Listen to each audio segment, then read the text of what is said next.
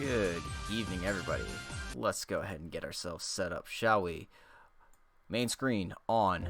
Sound on. Well, I guess it's the morning time, so good morning, everybody. And welcome to another episode of the Great Ace Attorney Chronicles. We have made it all the way down to the final trial. So, here we go. It's actually a continuation of Trial 2.4. I have a feeling we're gonna technically get a 3-day trial coming up here, so this game is gonna be crazy. This final case is gonna be crazy. Let's see how it goes. Here we go. Final. The resolve of Ryunosuke Naruhodo. Who cares what happened last time? I sure don't. I'm not totally surprised that Sherlock Sholmes' partner was Yujin Mikotoba. No, not me. Not at all. Never. Never in a million years. Can't believe that Yujin was doing the do in both England and Japan. The resolve of Ryunosuke. Certainly is. 3rd of November, 9:14 a.m. The Old Bailey Defendant's Antechamber. So, the time's finally come. Today, we unravel everything. Yeah, no, this isn't the normal defendant antechamber theme. This is the shit's going down theme. I'll be counting on your support more than ever today, Miss Susato. Miss Susato? Oh! Oh no! What's the matter, Mr. Naruhodo? Nothing? I was just saying that I'll be relying on your support today, but... I'm so sorry, of course. I know I can be rather incompetent at times, but... I shan't let you down. Would you mind helping me to my feet, then? Oh dear, I'm really very sorry. Damn, you know Susato's out of it when she's throwing us without a second thought. Normally we say something stupid to deserve it. Susato-san isn't her usual self at all. But that's hardly surprising, I suppose. She's just found out that her father is the partner of a world-famous detective. Not to mention... Good morning, sir! I literally just started the case. And Susato threw us. That's basically it. Lord Van Zeeks! Thank you for all your efforts yesterday. What? Did I hear that correctly? What? No. Nothing. Just, I hope we can clear things up today. I really can't make this man out. His face says, I hate you, but his words are almost jovial today. In fact, he hasn't been very Reaper-like at all since this all began yesterday. Lord Van Zeeks isn't the Reaper, Mr. Naruhodo. Good point.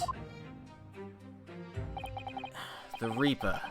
I suppose in hindsight, I shouldn't have allowed that misconception to go unchallenged. Huh? It was my tacit acceptance of that pseudonym. My failure to stop the Reaper becoming something more than a mere legend that led to all this. But you're not to blame for that, Lord Van Zeeks. It's only because serious crime in the capital dropped off so sharply when the public started calling you that. That's why you didn't say anything, isn't it? Yeah, I did a test stream yesterday, but that was mostly to check if everything was alright after Twitch had the whole, whoops, we lost all your data stuff. My stream key changed, I had to change my passwords, all that fun stuff, but, should be good now. And you'll find that I actually ran, like, a 20-second test stream before I got started today, just to, like, make sure everything was working properly. It seems to be fine, so we're gonna continue. To be frank, I'm not sure that was the sole reason. What do you mean? There was a rumor at the time that the Reaper was really the ghost of my late brother. And that having been slain by that evil killer, Clint's restless spirit returned as some sort of demigod to wield a deadly blade of justice where I, by dint of the law, could not. Yes, we've heard that story too. When I lost him, I felt as though I'd lost my guiding light. I didn't know where to go or what to do. And so, in some small way, I wonder if perhaps those rumors made me feel his absence a little less keenly.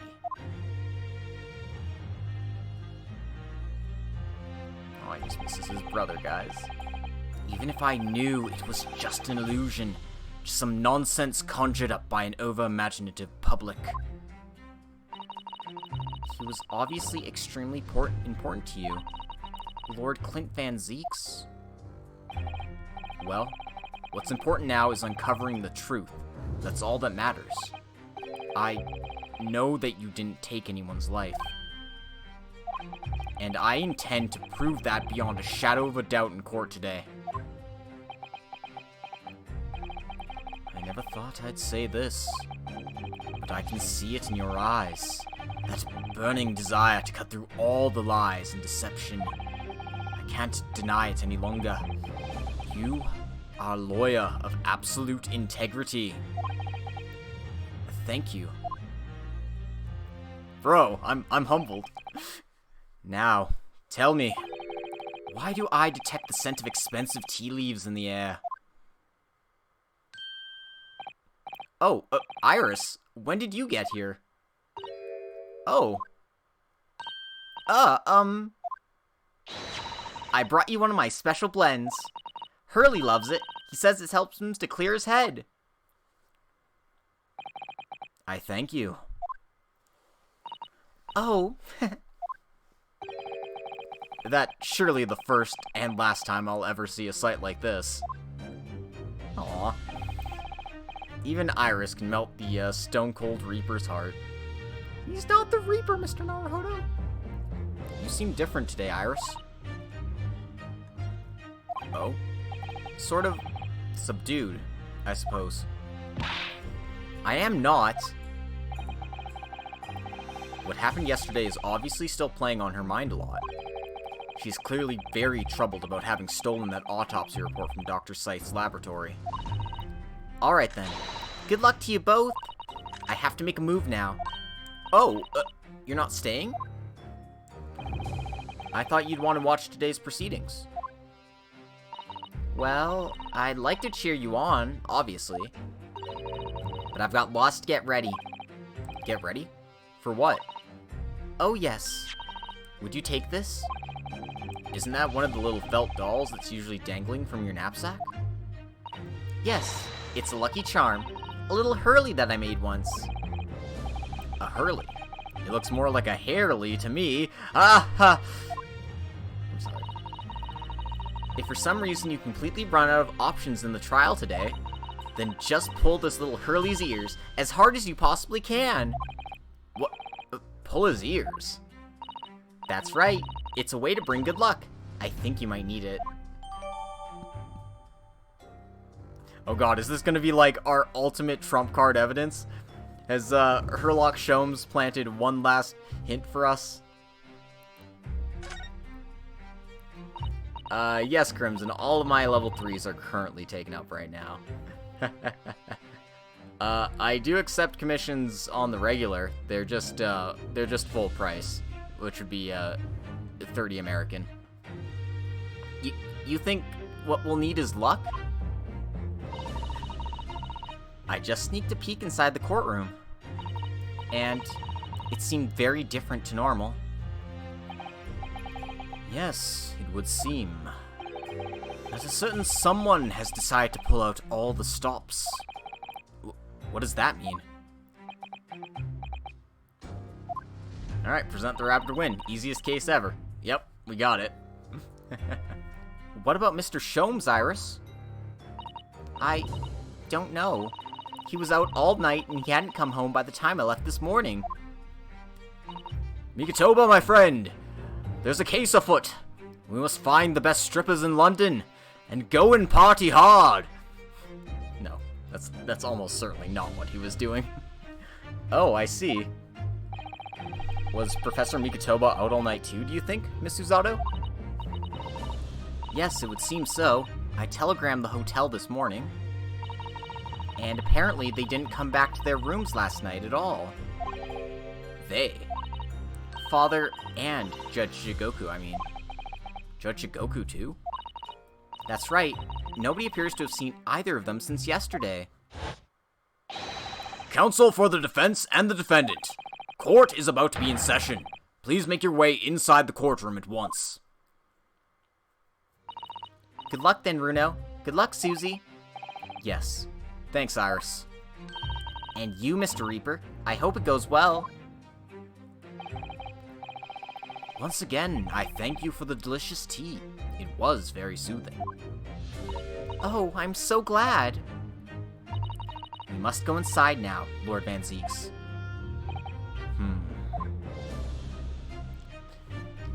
Here we go. The great finale of this great game.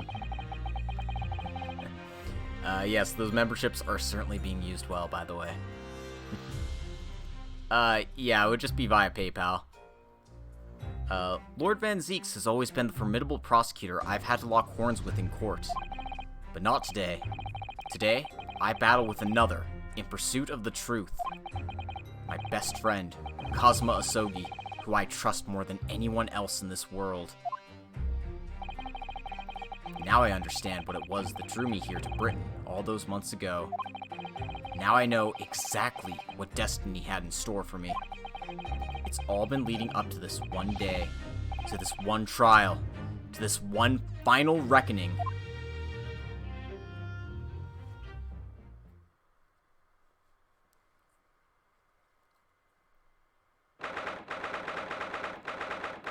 November, 9:30 a.m., the Old Bailey courtroom.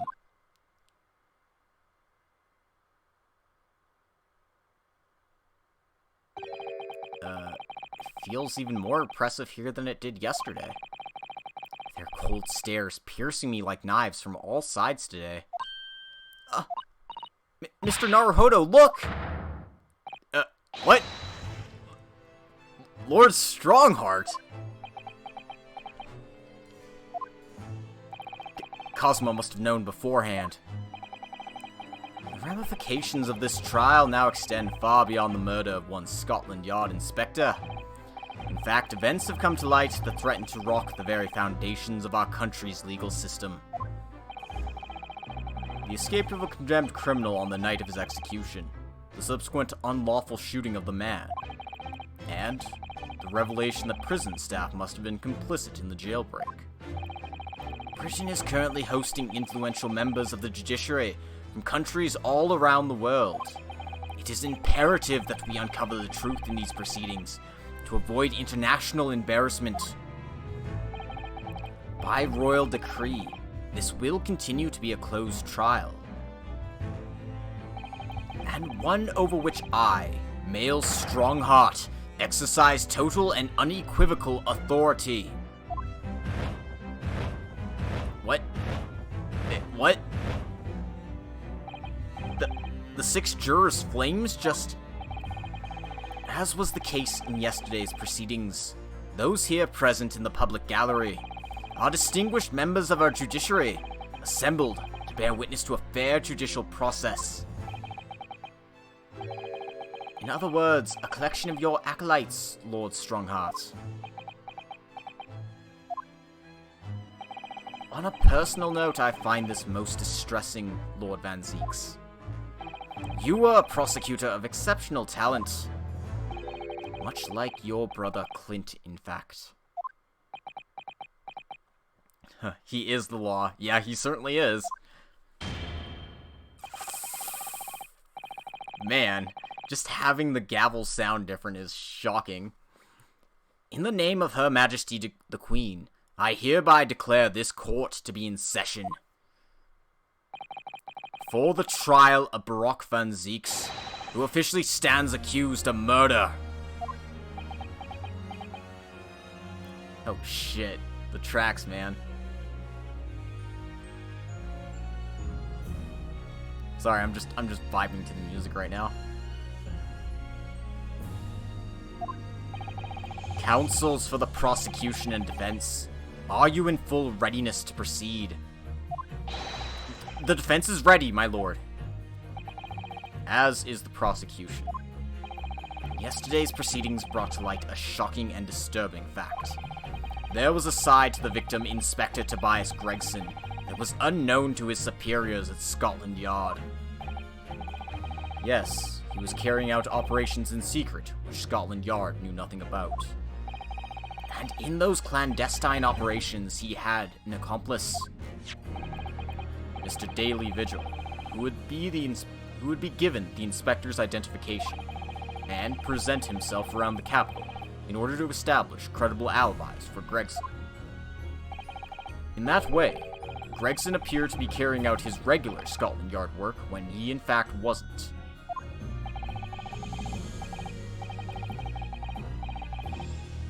Such a good track. I'm probably gonna have to listen to it once I'm done playing. At the end of yesterday's session, Mr. Vigil, who had been suffering from amnesia, regained his memory. It would appear he buried his memories of the time deep inside himself as a means of self-preservation. Because whilst he was engaged as a chief warden at Berkeley Prison, he abetted the convict's escape. Mr. Vigil is currently recuperating at St. Sinner's. He's recovered enough to give a signed statement about his movements on the day prior to the incident. He's formally admitted to posing as Gregson while investigating the Red-Headed League. Which brings us to the crucial issue of the victim's time of death.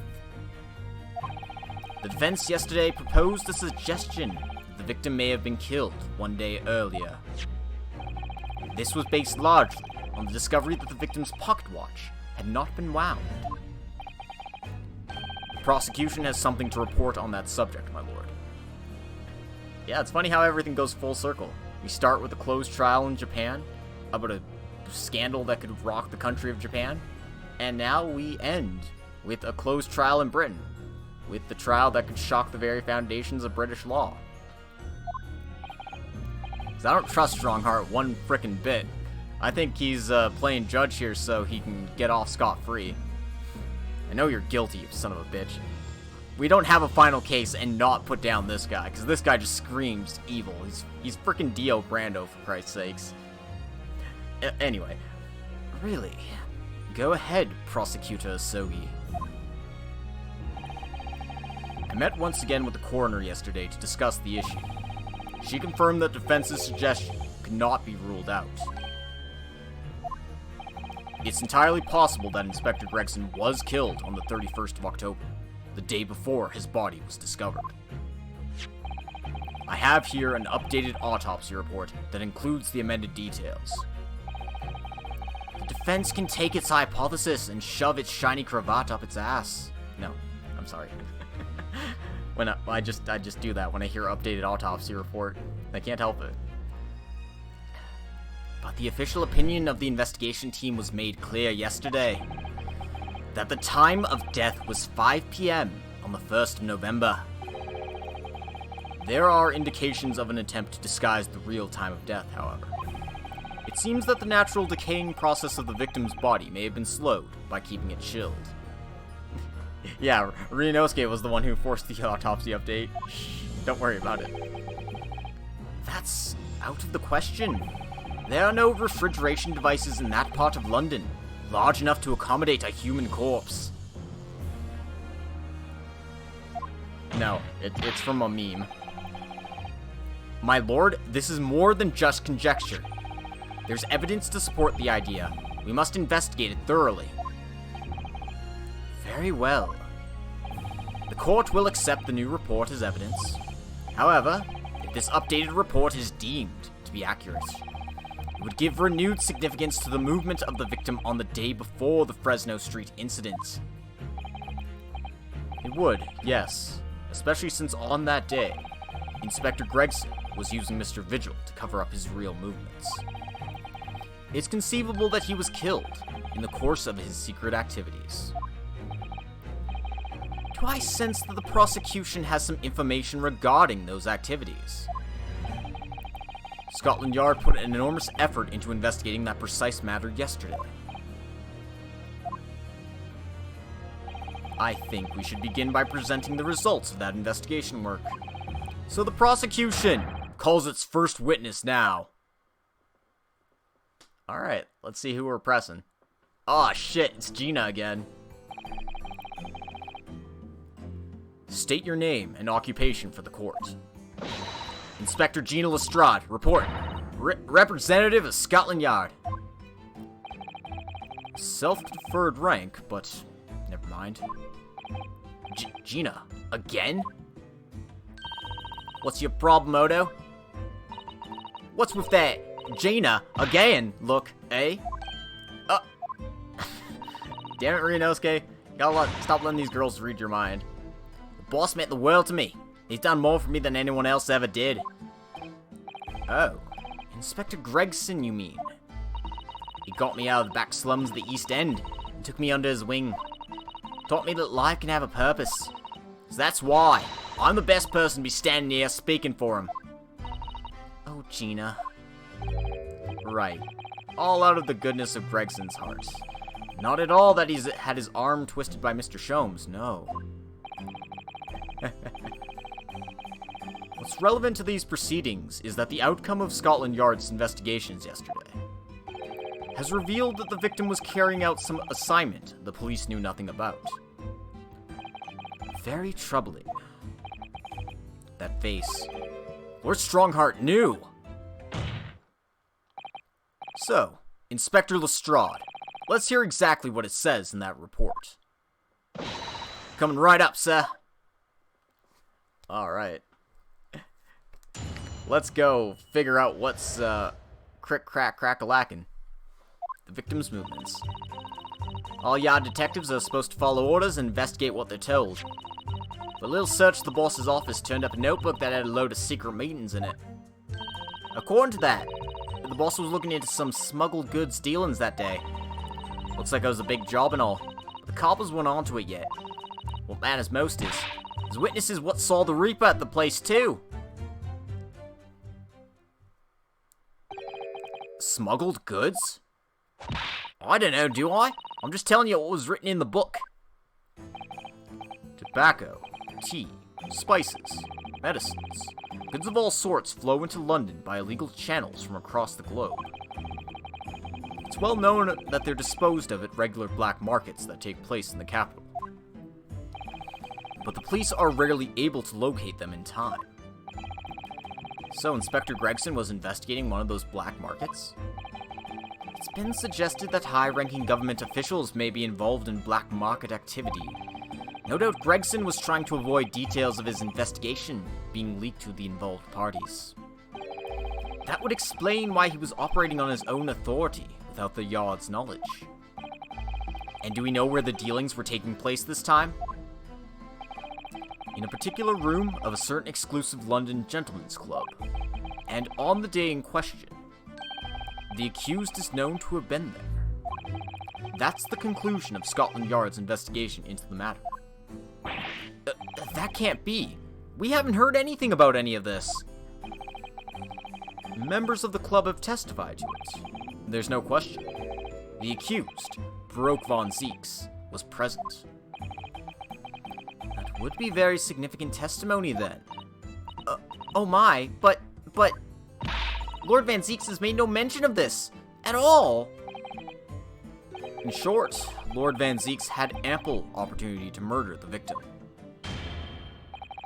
Very well then.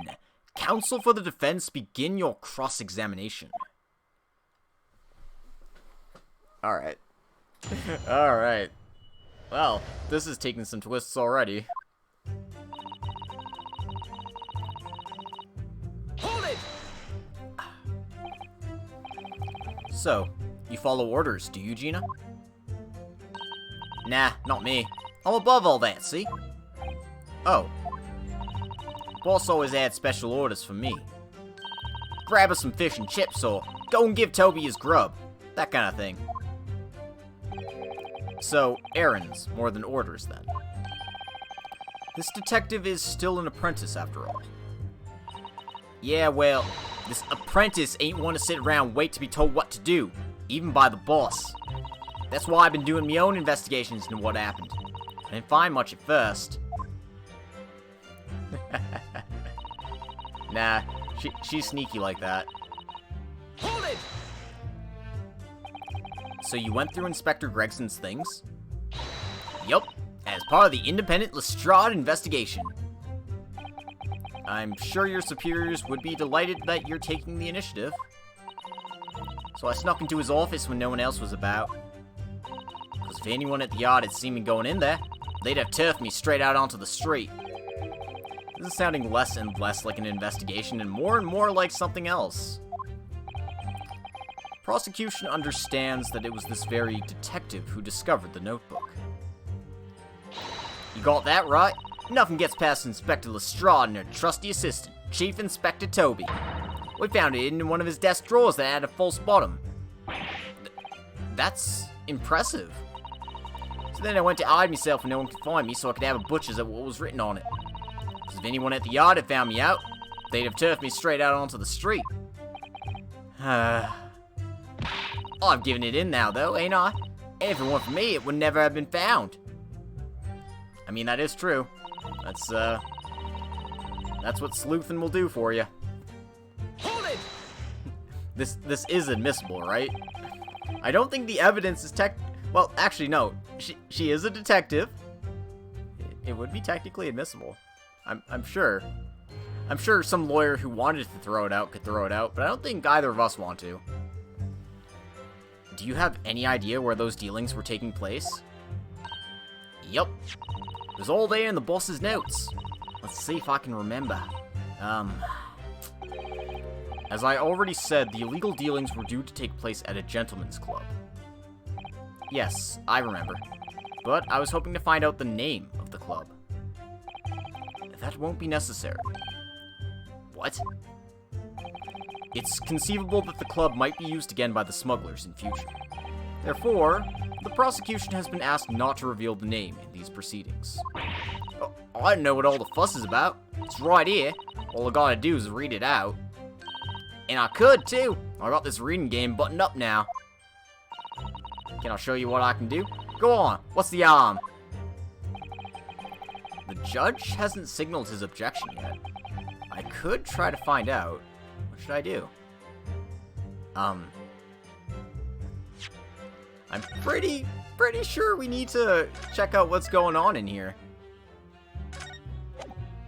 So let's get some more information, shall we? This is a closed court. The proceedings are confidential. There shouldn't be any possibility of the information being leaked.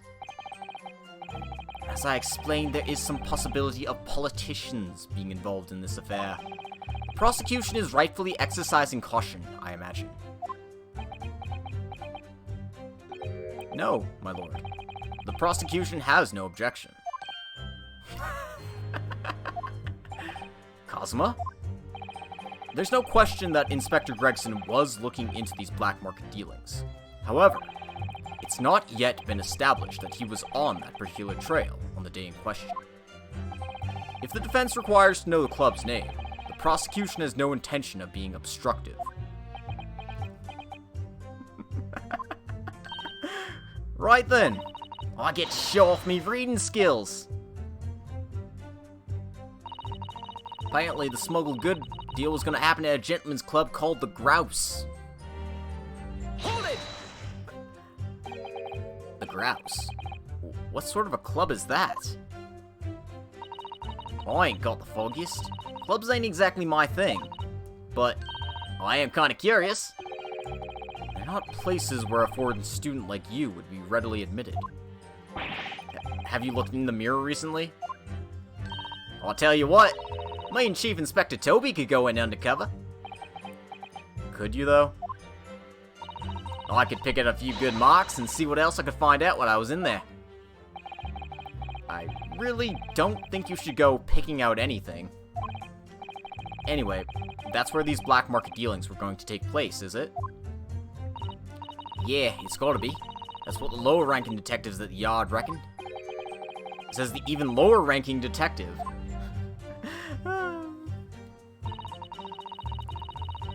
Looks like it was a big job and all, but the cops went on to it again. So how did Inspector Gregson come to find out about it in that case? That's the question, ain't it? But I'm just an apprentice, so... And why didn't he inform Scotland Yard of his findings? Yeah, that's what I was asking myself, because, you know, I'm just an apprentice. When it suits you, yes. Anyway, point is, something went on in that club, no question. You can't say that for certain, though, surely. What matters most is there's witnesses what saw the Reaper at the place, too. Hold it! Lord Van Zeeks was at the club? He was. Detectives who visited the club yesterday to make inquiries have confirmed this. Several members report having seen the accused being admitted to the room in question as a guest.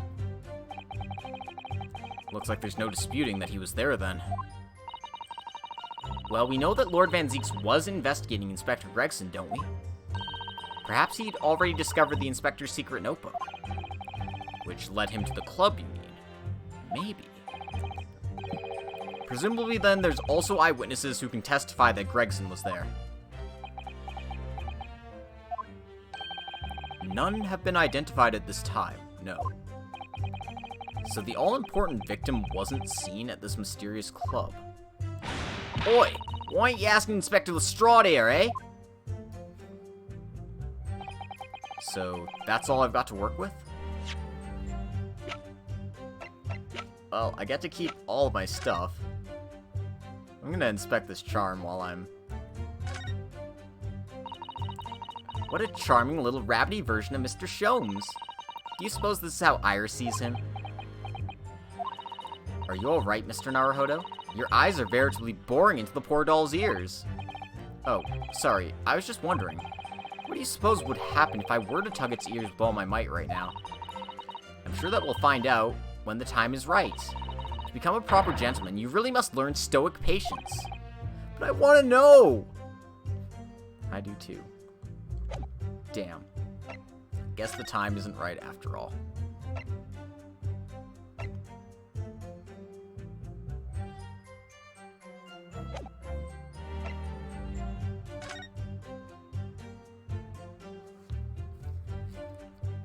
Within a week from the 31st of October. Dunkirk, France, police business.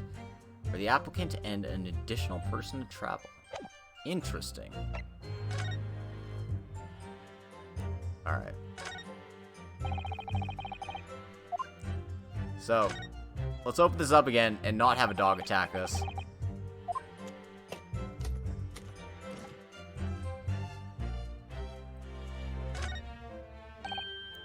Look, there's something inside. Let's see. Appears to be a passport, authorizing him to travel overseas. That was? Oh.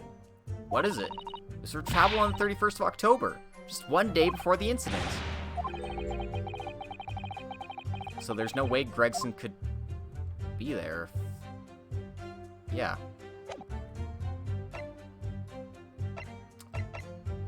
Okay.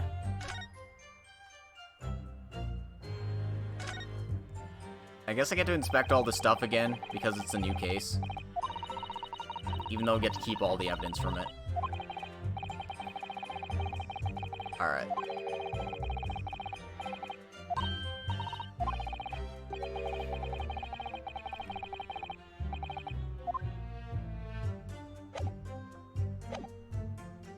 So that's all I've got to work with. Gina's not holding back with that ice-cold stares of hers, is she? I really don't know what to make of all this. Lord Van Zeeks told us he was investigating Inspector Gregson, but he never once mentioned that he met the inspector the day before the incident. You don't think Lord Van Zeeks could have been lying to us, do you? That's not the only way to explain this. Oh?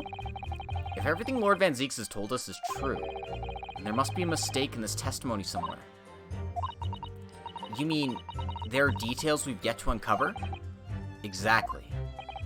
A clue, perhaps, that even Gina herself hasn't noticed.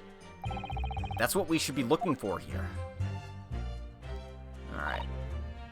Investigate, do what they're told.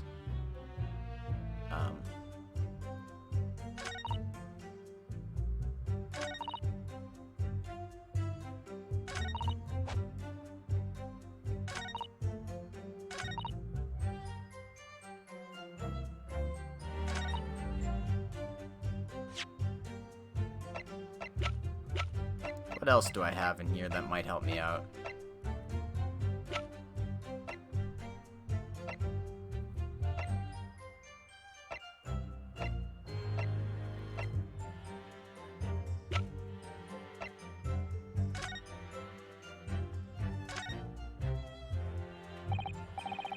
Let's take a look at, let's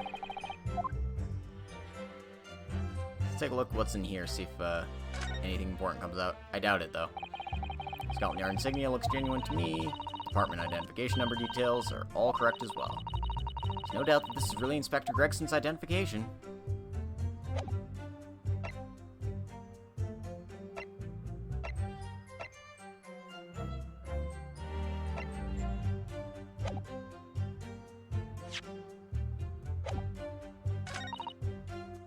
Alright, I'm not sure what I'm doing for this one at all.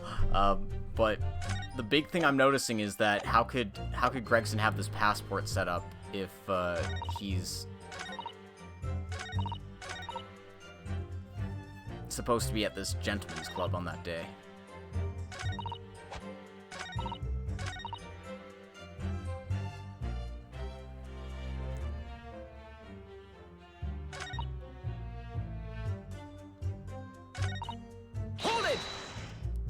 I want to see if we can get the book, but it won't let us.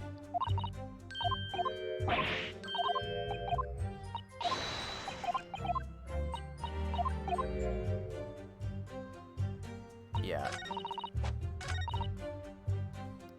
It's not available in evidence, which is unfortunately what I would like to present, but sadly I cannot.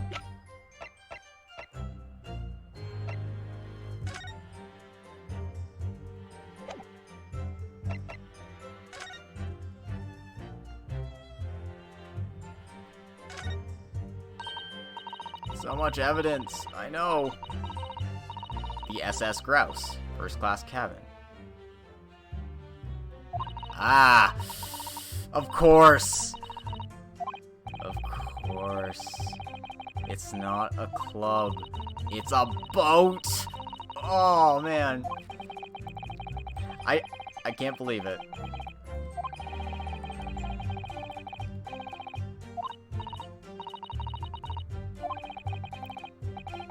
I mean, where else would you smuggle things but a ship, right? You like this on purpose, Mr. Naruhodo. Alright. So. Now that I have something to go on.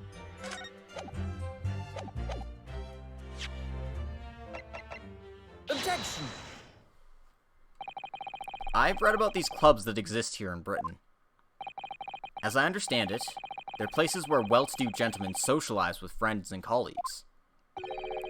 Don't imagine for a second that a foreign student like you would be admitted. Seriously, is your mirror cracked or something? Do we know for sure that the contraband dealings were definitely happening at a club called the Grouse? The police are currently looking for evidence, but haven't found anything definitive yet. And I'm sorry to say that they probably won't. What do you mean by that? I mean, that the place Inspector Gregson was secretly going to visit on the 31st of October may not have been a gentleman's club at all. You're showing a very irreverent attitude towards our country's police force there, Counsel. If it wasn't a gentleman's club, then what was it? A steamship. You think it's a ship? I have the evidence to prove it here.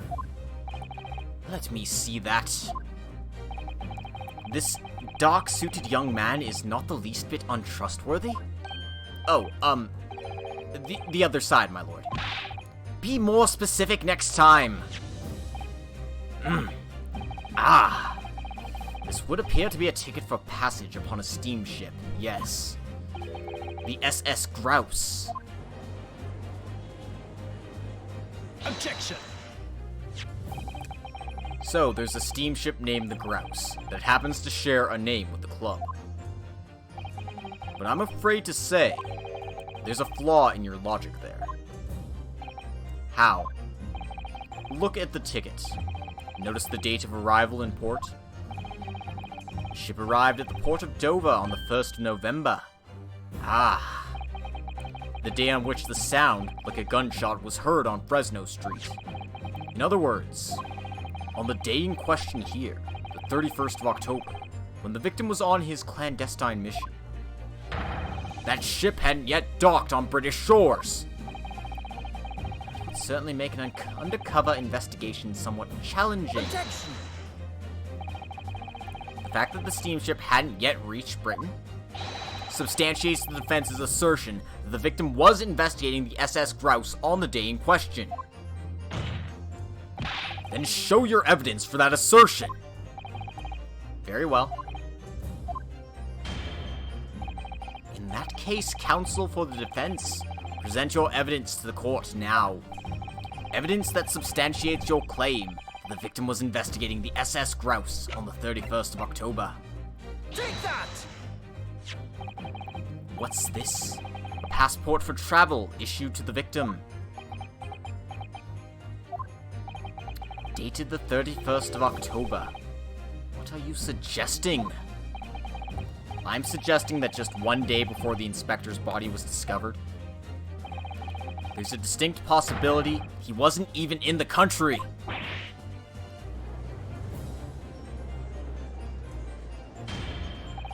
Order! Order! This document is for passage to France. It does appear to be officially authorized. The day before the SS Grouse arrived in Dover, it docked on the northern coast of France for a night. According to my father, who was on board, at the port of Dunkirk. Dunkirk, France. What could possibly have taken the victim there?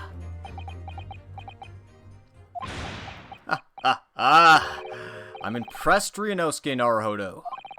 I certainly didn't expect you to get your hands on that passport. What? You mean, you knew about this? The prosecution's strategy for this trial has been laid down by the Crown Prosecution Office. On the day before the incident, the victim was investigating contraband dealings at a London club. That's the outcome of Scotland Yard's investigations, and the line the prosecution has been asked to follow. But personally, I don't agree. I think the prosecutor's office is trying to hide something. What? And, now that you've expertly disproven their assertion, I intend to reveal what I believe that something to be. What are you playing at, Prosecutor Asogi? A courtroom is a forum for the truth, my lord. Which is why it's my duty to present all the facts, without exception. Let me guess. This was your intention from the outset, wasn't it? The reason Inspector Gregson secretly made his way to the steamship docked in France on the day in question was to carry out a mission for the Reaper. The Reaper?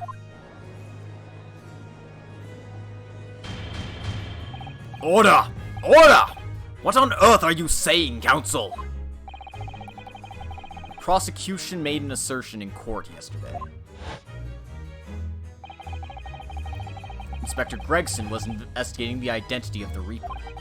When he discovered the location of the man's secret hideout, he was killed. As I'm sure everyone can imagine, by the Reaper's hand. Oh, Gregson was definitely complicit in the Reaper killings, but he took a step too far. When you collaborate with bad people, bad things happen. But in reality, the truth was the opposite of that. What? Inspector Gregson wasn't investigating the Reaper at all. He was, in fact, acting for the Reaper. So, you're saying the mission he was undertaking was, obviously, an assassination. Baroque von Zieks never carried out any of the actual killings. Whenever the Reaper's victims lost their lives, he always had a cast-iron alibi. Which tells us that he must have had an accomplice. And you claim that was Inspector Gregson? What the hell do you think you're saying, eh? My boss would never have done nothing like that. And yet, when you consider all the facts, it all makes perfect sense. No, it can't be. We also arrived at the same conclusion, didn't we? That Inspector Gregson was operating as the Reaper. Even so, there's no way that the person giving him his orders was Lord Van Zieks. No, the true Reaper is somebody else. Baroque Van Zieks is not the Reaper. A predictable response from someone who's advocating for the man. And even if it's true that Gregson was operating as an agent of the Reaper, the suggestion that he went aboard the SS Grouse on an assassination mission doesn't follow at all. Oh, you have some solid reason for doubting the assertion, do you, Counsel? Absolutely. It's very simple. On the day in question, nobody was killed aboard that steamship. Professor Mikotoba and Judge Jigoku were on that very ship. If someone had been assassinated, I'm certain we would have heard about it. What's so funny? You're right, of course. No suspicious deaths were reported on board the ship. But I think perhaps you've missed the point. That's precisely why Inspector Gregson himself lost his life. What? Gregson did board the SS Grouse that night, with the intention of dispatching his mark. But his mission ended in failure. Failure? It seems that the defense hasn't yet grasped a very important detail here. What are you talking about? What detail? Inspector Gina Lestrade. What? The victim's notebook that you read an excerpt from earlier, that doesn't contain details of secret investigations at all. It describes 10 years of assassination plots to be carried out by the Reaper of the Bailey. You're lying! Even if all them bludgers what got taken out had it coming. Boss weren't the Reaper! Poor Gina. There's no question that Tobias Gregson was heavily involved in the Reaper's activities. You may just be an apprentice, but if you spent any time at Scotland Yard, you must have heard rumors. I ain't heard nothing, and I don't believe a word of it. Then testify again, as a representative of Scotland Yard.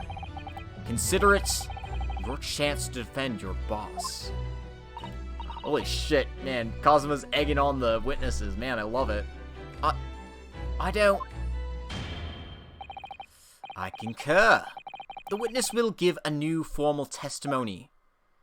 Miss Lestrade, you will tell the court everything you know about Inspector Gregson's secret notebook.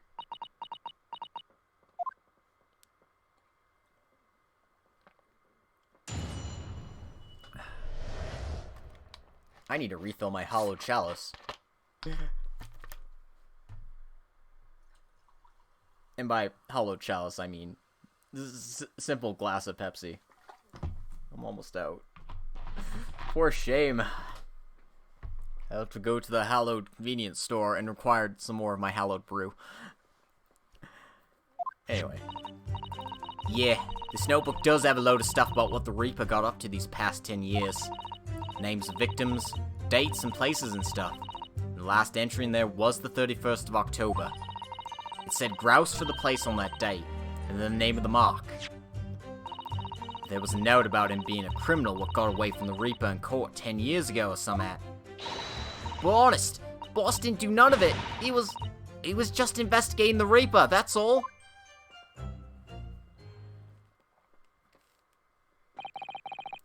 Keep personal opinion out of your testimony, witness. We require only established fact here. This must be so hard for her. You can't deny it now, surely. Ryunosuke Naruhodo. What can't I deny? The notebook contained the name of the final mark and the location where the assassination would take place. That's information that the victim could have only known if he was working with the Reaper. So, who was to be this final mark?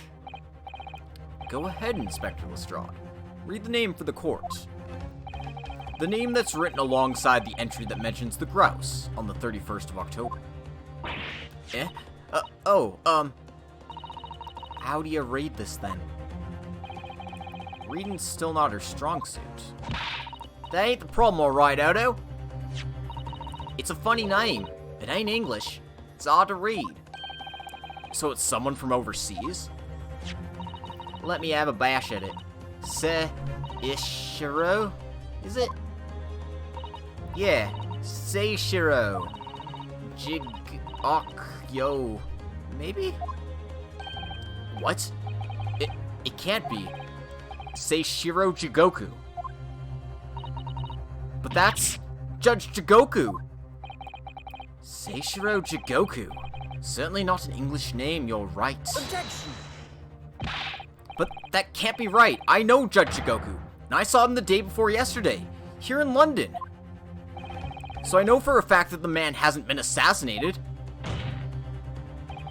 As I said, the Reaper failed. Oh. Gregson missed his chance to kill his mark and return to British shores. But the Reaper wouldn't tolerate the mistake, so he killed the inspector, personally. The Reaper, of course, being the accused, Baroque von Zeeks. It's an undeniably logical argument. Cosma, you planned for the trial to go this way all along, didn't you? Hold it! Oh shit, now Baroque's getting in here.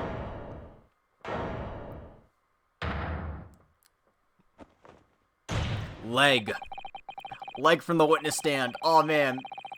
90-degree leg switch. Pray forgive the discourtesy of filling my hallowed chalice whilst I stand accused of murder. Lord Van Zeeks? The accused has no right to speak uninvited in court. You will return to the dock. I say nothing of whether or not I'm the Reaper. That's the task of this court to decide. But there is one thing I can say unequivocally. That girl is no detective. Huh? What? Nah, that's right. I ain't. I'm an inspector. Repeating rumors heard around the yard. Reading entries from a notebook of unconfirmed origin. That's not testimony. It's practically a script. No doubt the rest of the trial will go exactly as you've planned. Your hatred of me is understandable. In your mind, I'm sure I am the Reaper, who sent your father to the gallows all those years ago. But you're in danger of becoming a far more sinister Reaper yourself. By attempting to have me condemned with this feeble excuse for testimony. What did you say? Mr. Naruhodo, this is our chance. My lord, the defense requests the defendant be allowed to speak. He may be privy to important information relating to the testimony just given by the witness.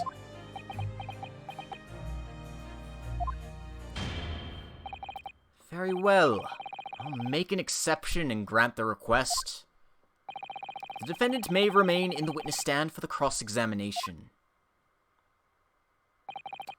Then allow me to toast the court's impartiality. Don't raise your glass in my direction, sir. Counsel for the defense, begin the cross-examination immediately. Oh man, we got the face slap. At once, my lord. God, we're just getting all the sweet animations.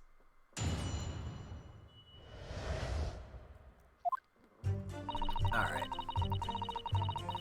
My chair's so squeaky. Hold it! In other words, it shows that Gregson was basically acting as the Reaper. Not you and all. That ain't the only explanation, is it? He could have been investigating the Reaper in secret, and that notebook said what he found out. If I may. When originally people began referring to me as the Reaper, I didn't object. I believe the power to intimidate London's criminal classes in compliance with the law to be beneficial. But you carried out your own investigations into the true identity of the Reaper, didn't you?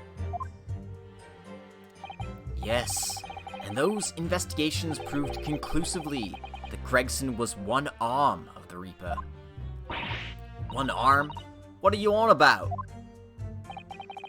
The Reaper's victims were all extremely shrewd criminals at the top of their game.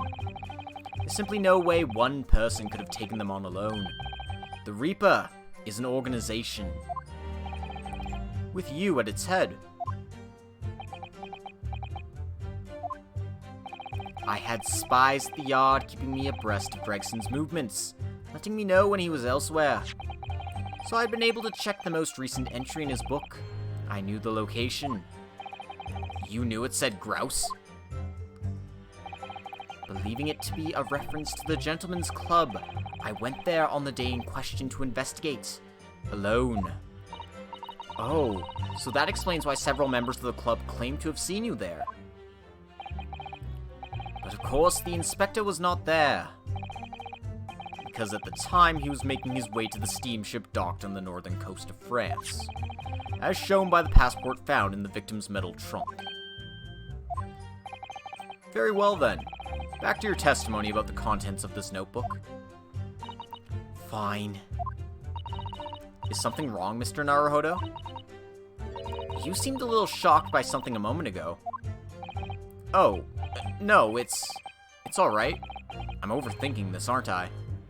When did we say we got this notebook from his trunk? We never said that. So how would, I mean, unless he was doing his own investigation, which I assume he was. Anyway, good time for another save. I've been going at this for an hour. Hold it! Names of victims, dates, places, and stuff? What in particular? Well, besides the victim's names, this other name kept cropping up. What other name was that? It's the one I told you yesterday. The same name written over and over again. You mean Assassin? Yeah, that's the one. She a friend of yours or something, isn't she? Were you even listening yesterday? Assassin. The assassin. What? Like, a killer, you mean? Gregson was the tactician, the one who came up with a plan of attack. He investigated the marks thoroughly, finding out when they would be vulnerable, and who to use to get at them. The person actually executing his plans was someone else, you're saying? If that's true, then this Reaper does indeed start to sound like an organized group of vigilantes. Then perhaps what it said on the passport document. Permission for the applicant and one additional person to travel? Could that additional person have been clearly the assassin who was meant to take Seishiro Jigoku's life? Gina, can you confirm that? Against the final entry that listed Grouse and Seishiro Jigoku, what name was written? Oh, well, that's the only entry that didn't have a name next to it, as it happens. What? It just had like a question mark or something there, I think. In other words, Gregson himself didn't know the identity of the assassin in that case. But Gregson was the one making the plans, was he not? Oh, how infuriating! A nameless assassin.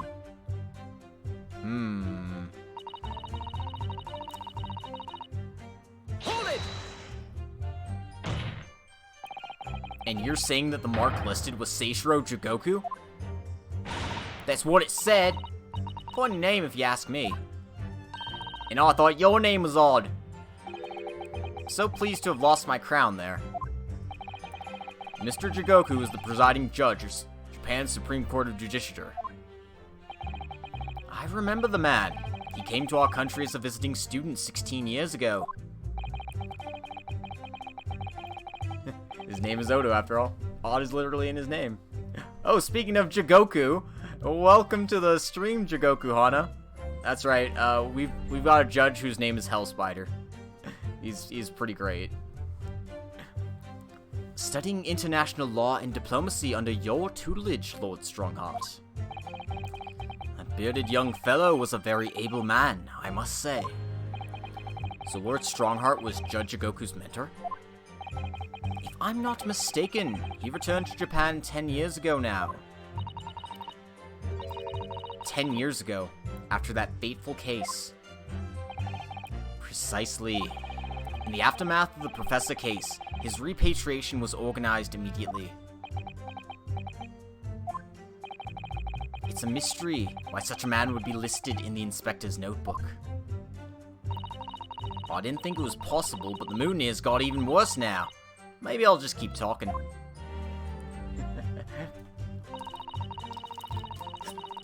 Yeah, apparently you've been marked for death, Anna.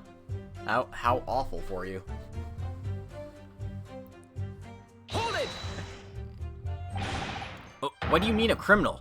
Judge Jigoku is no criminal. Well, don't ask me. I don't know nothing about it. Oh, do you remember what Father told us? That Judge Jigoku did once appear in court here in Britain. It was related to the Professor case, I'm sure. Yes, of course. You're right. Seishiro was trying to mitigate Genshin's guilt, so he took to the stand to testify. But he got a little carried away and, actually managed to break the witness stand. He also said some contemptuous words about the British Empire, for which he was charged. He called them a bunch of hosers, and that's why he's gonna have to die for it. It was a pitiful situation, yes. I'd forgotten all about it, but I prosecuted that trial too, as it happens. You did? It was considered to be an adjunct to the Professor proceedings, you see. But he was acquitted after being told to make reparation for the damage caused to the stand. And there you have it. Have what? Surely the accused hasn't forgotten his own rule. That there's no saving anyone who faces the Reaper in court, guilty or innocent alike. What? No! Are you suggesting that the reason Judge Jigoku was targeted for assassination? The man was sent back to Japan immediately after that trial. The Reaper had no time to do his work. But then, 10 years later, the mark returns to Britain once more. Perhaps now you start to see just how vindictive the Reaper is. Come on, that's absurd! To take someone's life for that? Isn't the whole premise of the Reaper absurd? Killing those who have been found innocent? Clearly the rules by which the man operates are beyond a sane person's comprehension. But...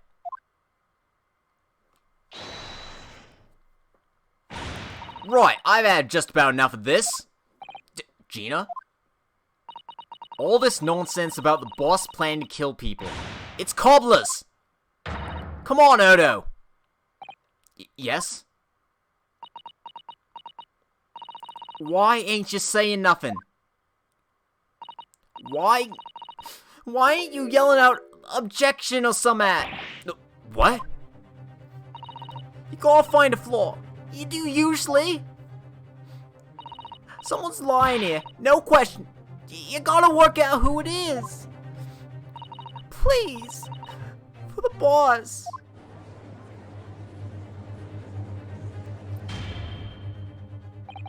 That outburst was an insult to the court and your own testimony.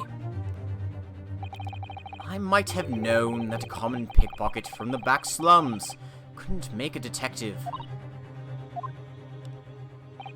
When this trial is over, you will forfeit your warrant card, Miss Lestrade. Is that clear? I've had it with the lot of you. It's lies every bleeding place you look in this world, ain't it? Well, I've had enough. Gina. So have I. After that little speech of Gina's, I've made up my mind. To do what, Mr. Naruhodo? There was one point in this cross-examination when something that was said just didn't sit right with me. One statement seemed odd. Oh, do you mean... I'm not going to let Gina's plea for help fall on deaf ears. Yeah, he's the Lord Justice. He gets to be up there.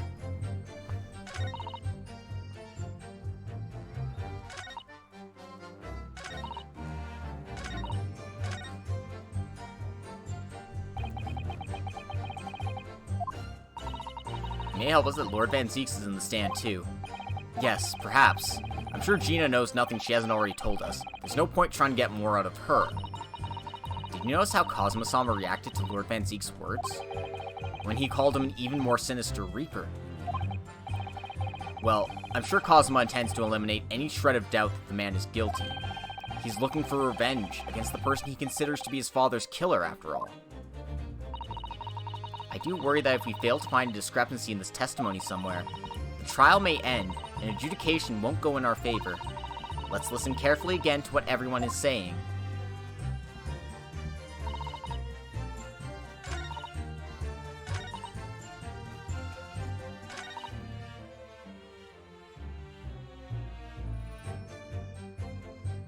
Hold it!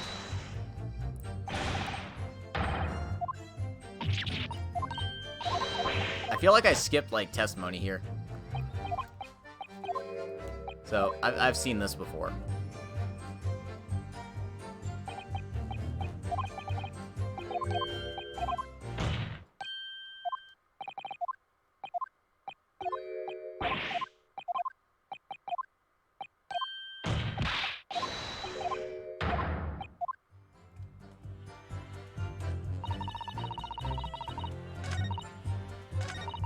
Hold it! I want to thank you, Gina. You helped me find my resolve. Hey, it's a title drop. Kinda, sorta. Huh? What do you mean? Amongst everything we've heard during this cross-examination, there's one thing that defies explanation. One inconsistency. What? An inconsistency? Really, Odo? I don't quite know what it means yet, but... yes, there's an inconsistency in something that was said by... oh god. When the Chad has his resolve, everyone is getting thrown under the bus.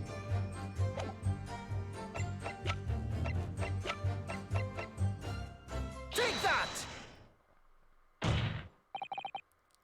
By you, Kazuma Asogi. Me? Is this some attempt at filibustering, Counsel? Prosecutor Asogi has given no testimony. What are you suggesting I said that was inconsistent? You let something slip that you shouldn't have. When I present the relevant piece of evidence, I imagine you'll realize what you've done. Very well then, Counsel. Go ahead.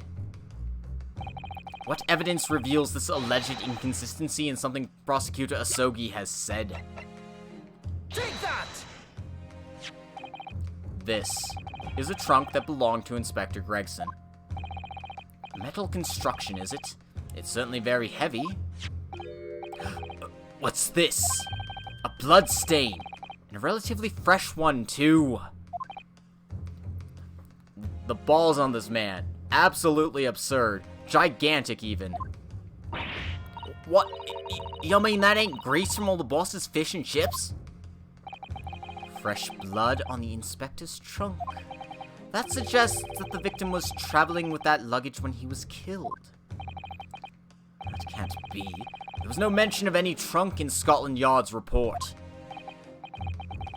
Yes, there's a reason for that. Immediately after the inspector's body was discovered, one of the street peddlers made off with the trunk, hoping to sell it. But I found it. Me with my nose for trouble. He'll throw the whole legal system in the dumpster if he has to get to the truth. Hey man, can't find the truth unless you go fishing for a few banana peels. Which means that nobody should have known anything about the trunk. Unless, of course, we're talking about somebody who was present when the victim was killed.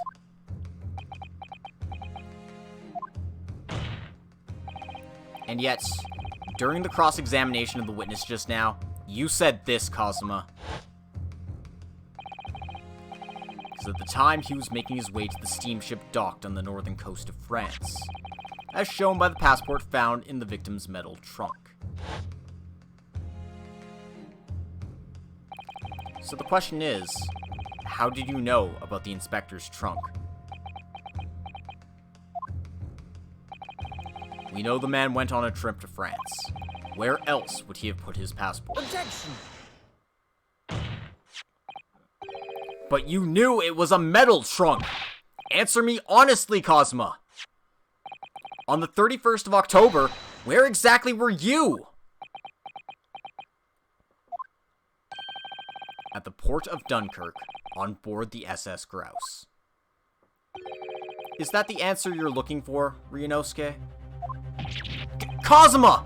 What did you... What the hell is going on?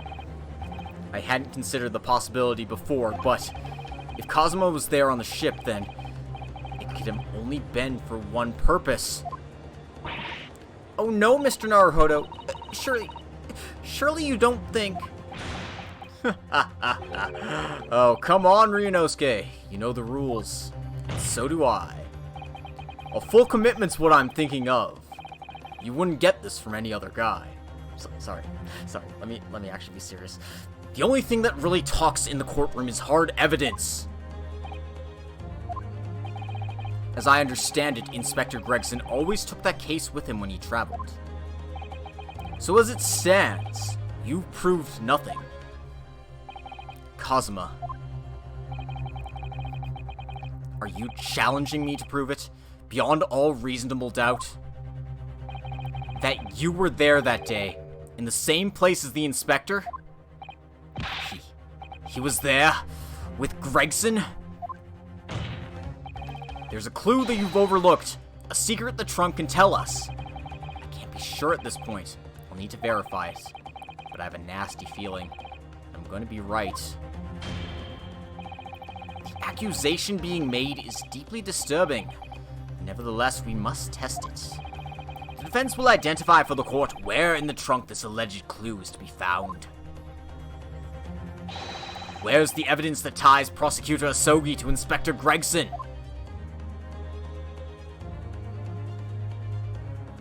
Got it! This is your proof? What do you say to that, Prosecutor Asogi? Personally, I think tying the defense counsel to the inspector's trunk and tossing it into the sea would be more helpful. What? At least that way, London's courtrooms will be safe from his destructive accusations. I believe that was a rather long-winded way of telling you that you're wrong, Mr. Naruhodo. Very well, then let us see if you sink or swim under the weight of this penalty, counsel. I was examining the cut. I was hoping never to let that happen, funnily enough. Yeah, I couldn't actually save where I was. And I don't think my save is really close to where I am right now. It's 11:35. 6 minutes. Whatever, I'm gonna reload real quick here. I don't want this penalty on my record. Oh, yeah, I saved here. So, This is real simple enough to do.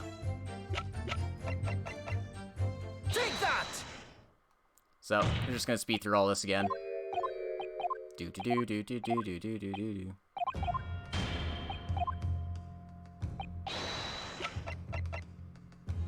Take that!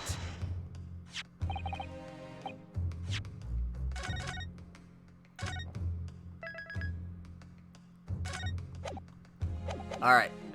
Speed run. Visual novel speed run. Let's go. Hold circle to win.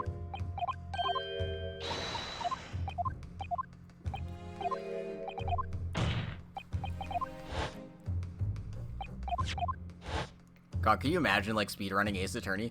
That'd be so stupid. Objection!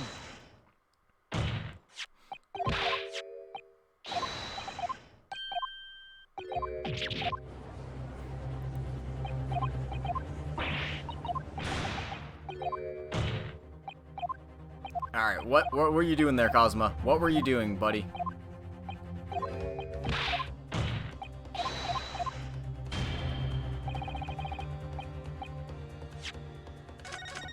Alright.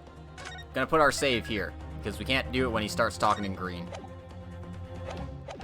Ah ha ha ha ha!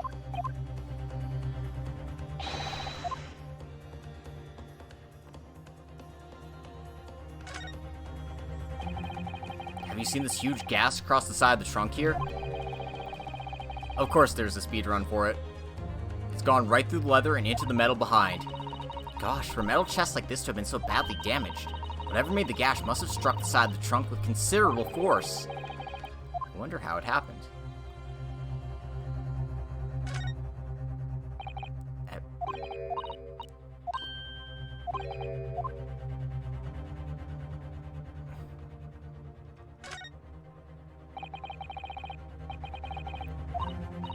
Yes, I'm afraid so. I think it's blood. Ugh, knew you were gonna say that. So that presumably means that this was present at the scene when Inspector Gregson was killed.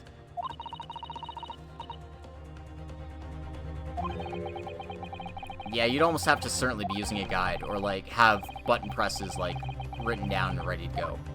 Or memorized.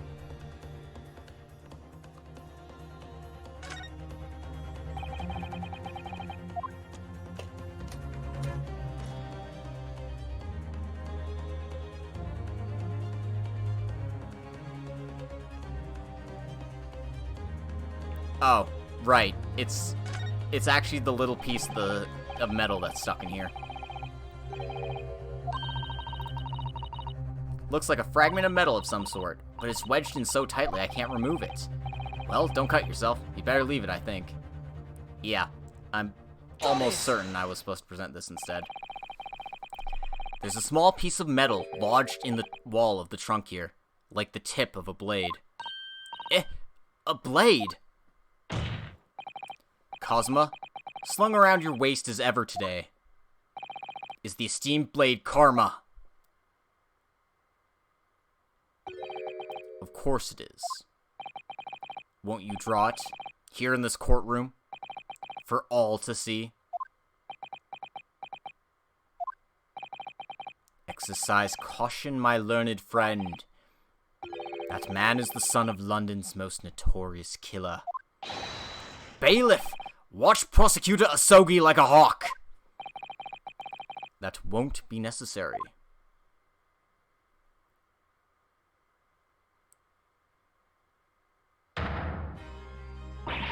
Oh no! The tip is broken. If the fragment of metal from the trunk fits together with the end of the sword, the question of who was there with Inspector Gregson will be answered. Agreed, Cosma Asogi? What the hell are you doing, Cosma? Expertly done, Ryunosuke. That's a point to you, and well deserved. You mean to tell the court, Prosecutor Asogi? Yes. On the 31st of October, I accompanied Inspector Gregson to Dunkirk in order to carry out a mission. So the additional person authorized to travel was me. And the mission was the assassination of the Mark. What? What? I don't like this. You mean you're the killer whose name was omitted from this notebook? You were following the Reaper's orders? Dispatch Judge Jigoku? Let me make one thing perfectly clear. I have killed no one. Explain.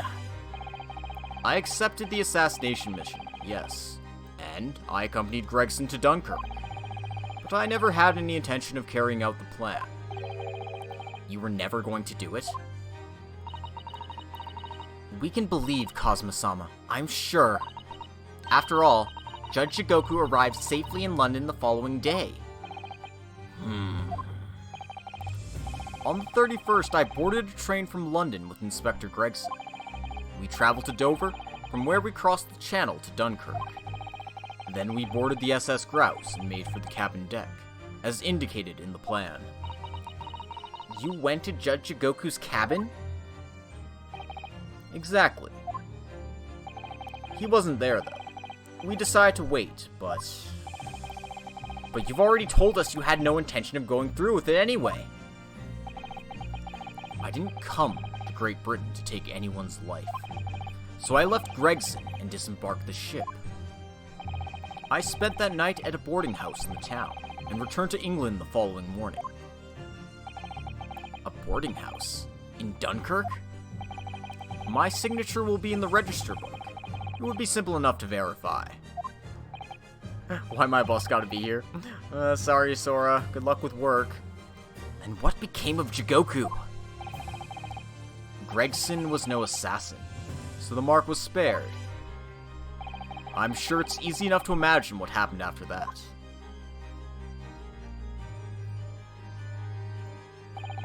Gregson returned to England as well, having failed to complete the mission. He met with the Reaper in that room on Fresno Street to report the failure, causing the infuriated mastermind to pull the trigger and end his wretched agent's life.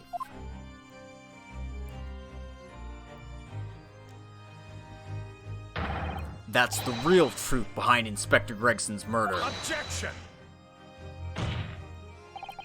If you did nothing as you claim, how did the tip of your sword come to be lodged in the inspector's trunk? I don't need to answer that. The victim was killed by a gunshot. A small fragment of a Japanese blade isn't relevant to this case. And accordingly, I choose to exercise my right to silence on that matter. Kazuma, what the fuck are you doing? Be that as it may, the court will sequester the sword as evidence. As you wish, my lord. Kazuma, you're the prosecutor. Do you even get a right to silence? I don't think so. I don't think you have rights in the courtroom. Like, I mean, you kind of sort of do, but, like, your right to speech is controlled by the judge. So, like, do you really have rights in the courtroom?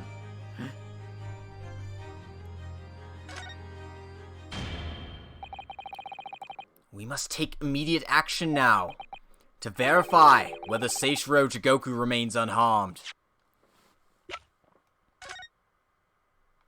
We also must take great examination to examine the sword. Karma, the great blade. It's such a thing of beauty, I want to gaze on it for hours. But we don't have the time to gaze on it for hours. The tip of the great sword. Broken. It's such a shame. It's been so meticulously cared for over the years. I can almost hear Karma's sobs. Kazuma must really have taken a swing for that to have happened. Is there anything else we can see on this?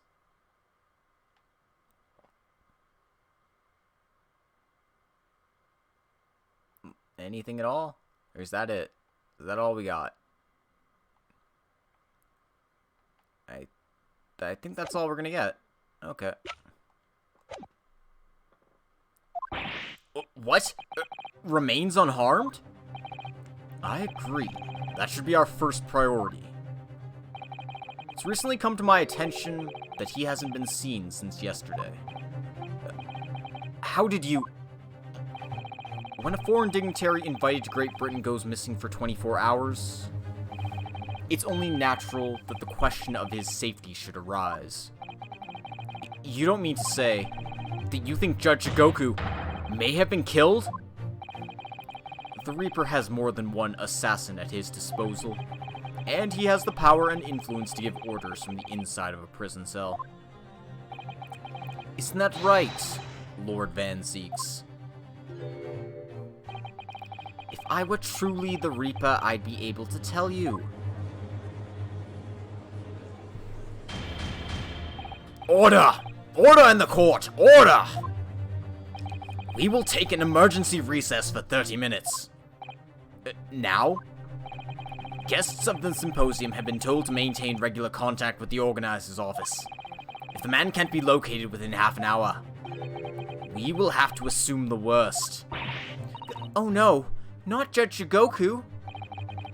No one would want to kill a harmless Japanese man who'd only just arrived in the country. Except that is... for the Reaper, wanting to finish off a mark that slipped through the net 10 years ago. I would have to agree. Mr. Naruhodo, for the defense's sake... my lord? I sincerely hope we are successful. If we're unable to confirm Mr. Jigoku's healthy existence in the next 30 minutes, we will face grave difficulties. Court is adjourned for 30 minutes. Well, shit. Please tell us Judge Hellspider isn't dead. Also, we're not going to chill out in the antechamber for a bit. Kazuma-sama, the Reaper's assassin? I feel as though I'm in a nightmare. I can hardly believe it either. But, on the other hand, Kazuma isn't in the habit of making up stories. I have such a terrible sense of foreboding. If something awful has happened to Judge Jigoku, then I feel as though things will only spiral further and further out of control. I felt it from the moment I stepped into the courthouse this morning. That strange sensation that we were careering toward a foregone conclusion. Careening?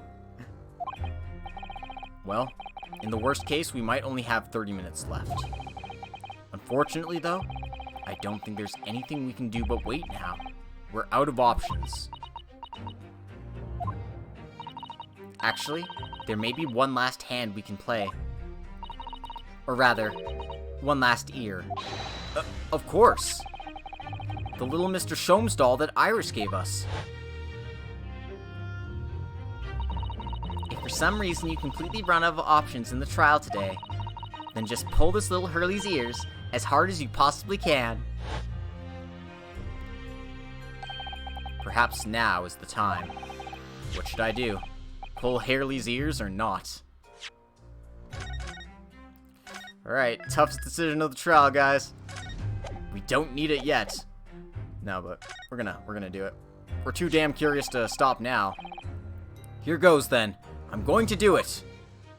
Good luck, Mr. Naruhodo. No looking back. Heave! Ow! That scream sounded like Mr. Shomes. Mr. Shomes, where are you? Here, my dear fellow, here! It's the felt doll talking? Pull the ears again, Mr. Naruhodo, as hard as you can. Alright then, I'll put all my strength into it. Heave! Ow! Please, my dear fellows, you don't need to pull my ear off. Mr. Shomes, where are you? Myself and my trusty partner are presently in the first-class cabin area of the SS Grouse. The SS Grouse? Nah, dude, it's a fucking cell phone is what it is. None of the fuck, Dio. She left Dover last night after the final pieces of cargo were loaded. We are currently docked at Dunkirk, but due to be underway again in half an hour. You've taken a ship to France? Please, even with my athletic prowess, I would struggle to jump the Straits of Dover. After we left Baker Street last night, we hurried by cab to the station, and by train to the port. In order to board this vessel in time. So, you mean, you'd already worked it out? That the steamship was where everything really took place? Mr. Naruhodo, pray, what is my name? Herlock Sholmes, world-famous great detective. Recited to perfection. Well done. You're a genius, Mr. Sholmes. That's the only word for it. Ow, ow, ow, ow, ow, ow. Miss Susato, gently with this genius's ear, please. Oh my, I'm ever so sorry. If I may, Sholmes. Ah, there you are, Mikotoba. You may remember that it was I, in fact, who made the connection to the SS Grouse at Scotland Yard yesterday, when we examined that notebook, and I recalled my steamship ticket. Ha ha ha! Oh, but of course it was, my dear fellow. And not once did I controvert that fact. I merely had our court-bound companions utter my name. Yes, you did, didn't you? We've just entered a recess. This trial resumes in 30 minutes from now. And if we're unable to present any new leads then, I'm afraid to say... Do not fret, please. It is for precisely that purpose that my partner and I have made this journey. I have no doubt we shall have welcome news for you within the half hour. Thank you, Mr. Sholmes. That would be wonderful. Until later then. Yes, you'll be hearing from us if you're not in touch first. Ow, ow, ow, ow, ow. I shan't be hearing anything if you keep tugging on my ear in that mindless fashion. Whatever was the idea behind making a receiver operated in that way in the first place, Sholmes? Why the deuce would I know? It's Iris's invention, not mine. What the fuck? Whilst I know how much you enjoy being the hero of the hour, Sholmes, we have but that half that now, before the grouse puts to sea again. If we don't conclude our investigations rapidly, we shall find ourselves in Naples before long. There are times, Mikotoba, when you make a surprising amount of sense. So, let us begin!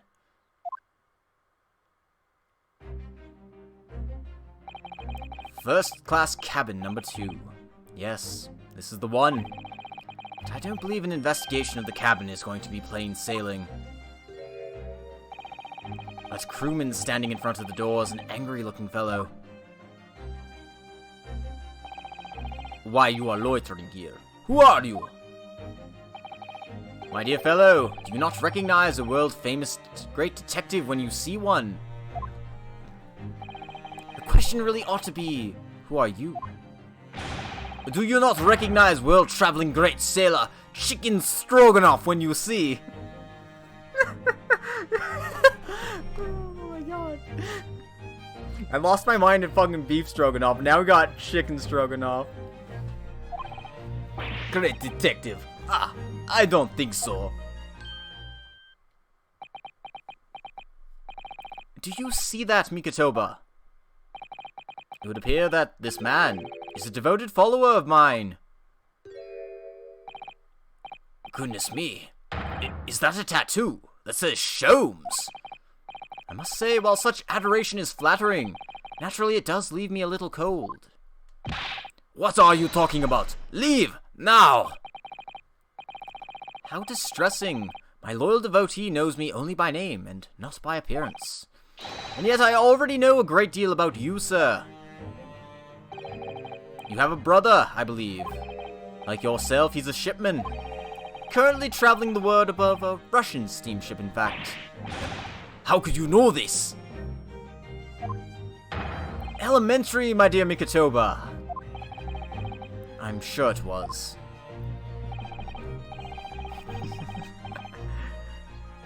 Three days ago, I was bound for London aboard this ship you see. We're looking for one of my fellow passengers, a man by the name of Jigoku. There is no one with this name on board. but we know that he purchased a ticket for passage. Gotta replay the first game, chicken. Ah, you mean Eastern man. He left ship 2 hours ago. Here at Dunkirk. He said something about emergency, I think. What? Are you sure? So Seichiro's realized that we're after him, has he? His cabin is the one behind you. We should like to investigate, please. No! I have orders not to let even mouse inside. This seems oddly familiar. Mikitoba! Be a good man and draw the sailor's attention away, would you? Make up some excuse that he leaves the area. It's not gonna work when you're saying it right in his front.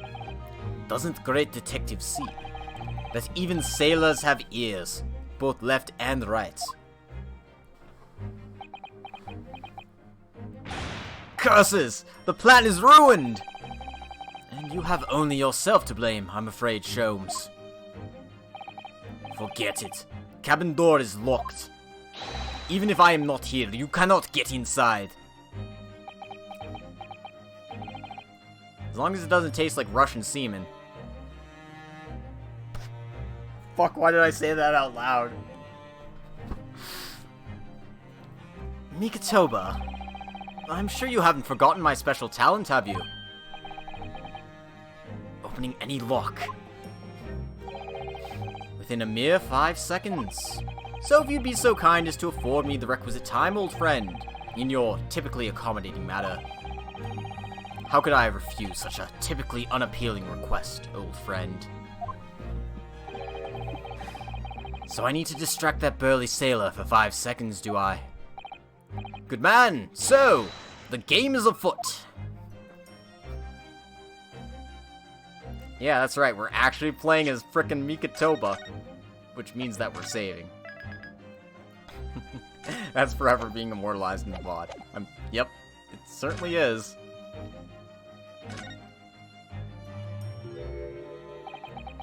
He's like a Neo Temple Guardian statue, this fellow. The way he's glaring at us so fiercely. Tell me, why are you standing guard here if the cabin isn't occupied? Because this area is only for first-class passengers. We must look out for suspicious criminals. He was looking straight at me when he said that. My dear fellow, as you can plainly see, we are quite unsuspicious as criminals go. But still criminals. No, for goodness sake, Sholmes, tell the man. We're neither suspicious nor criminals. Ah yes, quite right, Mikitoba. Curses! The seaman is far too able for his own good. Be extremely careful in what you say. One of us ought to be, yes.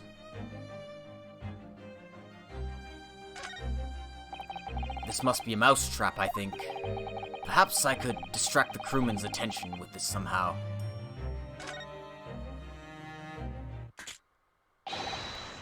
Choo-choo! That sound like Big Mouse and Trap. Choo-choo!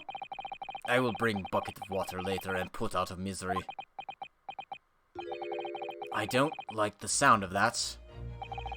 In any case, my dear fellow, that was quite unconvincing. Only Japanese might make a choo sound. Oh, really, Sholmes? And pray tell, what do Russian mice make? PP, naturally. Though also, quite unconvincing, I readily admit. So go ahead, Mikitoba, do a PP this time. No, thank you. I'm sure I can come up with an alternative solution. This would appear to be an alarm bell. All hell would break loose if that thing were to ring. The whole crew would know about it. Here goes, then. Pardon me in advance. You! What are you doing? If we were at sea, that would be a very bad problem. What's going on down there? Seaman Stroganoff, report at once. Sorry, sir. Nothing to report. It was just stupid trick. No, not by me. By world famous. No, as I told you. Now, Sholmes, now. Done. Not even 5 seconds, eh? Well, don't just stand there gawping at my brilliance, Mikitoba. In we go! Oh, yes. Oh my god. I love these idiots. 3rd November, SS Grouse, first class cabin. Number 2. Who knows so many elves could speak so many human languages? I know, right? Good gracious. It would appear that the occupant of this cabin did indeed disembark rather hurriedly. Those clothes on the floor there. They're Seijiro's, without question. Well, it seems we are just a little too late. Yes, by about 2 hours. Still, whilst we're here, we should investigate thoroughly. There may well be 2 hours worth of clues to find in here. That burly crewman may return at any moment, Sholmes. Indeed he may, which makes this all the more thrilling. So yeah, we're investigating the cabin of the SS Grouse now, as Yujin Mikotoba of all people. According to the report I was given, Naruhodo was concealing himself in Asogi's wardrobe. Indeed he was, and it was of a similar size to this one. Ah, you must climb inside yourself, my dear fellow. What? Whatever for? It was the site of my first fateful meeting with Mr. Naruhodo. You can experience the moment for yourself now, complete with my dramatic rhetoric. Come along now, in you go, this will only take a moment. Really, Sholmes, surely you can just tell me what you said. Well, I uttered some brilliant remark and opened the wardrobe to reveal the stowaway murderer. I think I'll just read about it in the Adventures of Herlock Sholmes.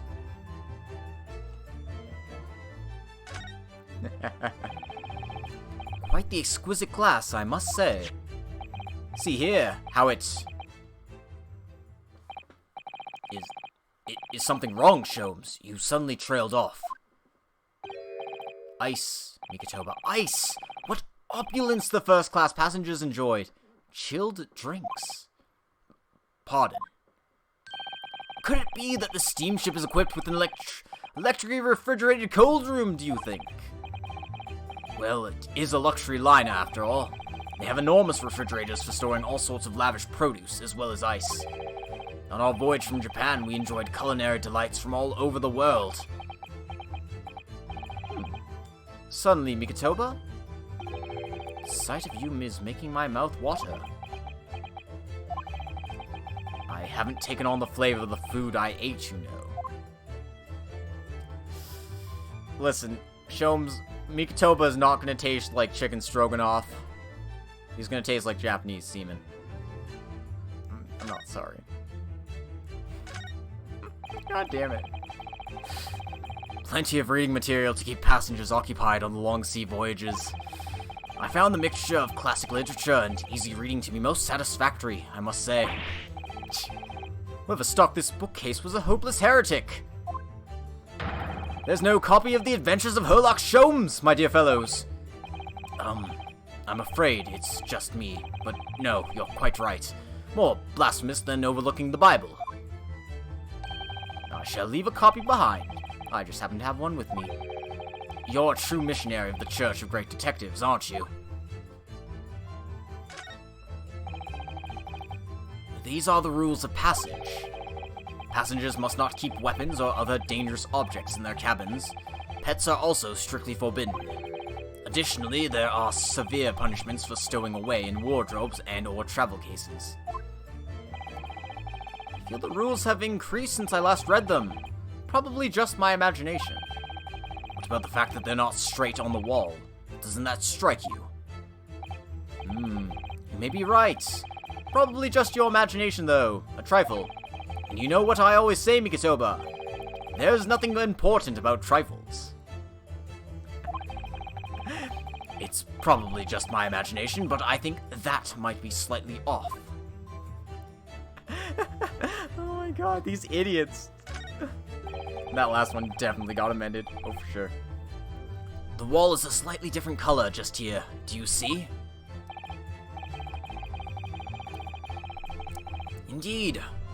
What you have observed arises when a frame that has been hanging for some time is removed. Perhaps your friend is an art thief. Now there's a bold deduction worthy of a great detective, I'm sure. He may very well be the elusive thief who has been plaguing France's galleries of late. I think perhaps we should focus our attentions elsewhere, Sholmes, don't you? That outline on the wall. I feel as though I might have spotted something of a similar shape and size elsewhere. Am I allowed to do something with that, or what? That's a very sizable trunk indeed.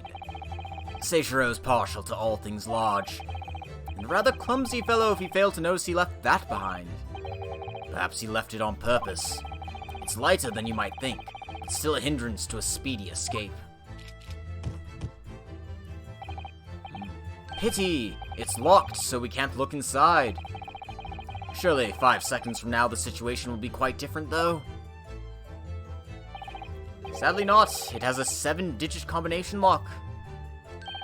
And I'm not in a morose enough mood to work through all the combinations at present. Yeah, we probably don't have time for that either. All the doors on this vessel have locks, I believe.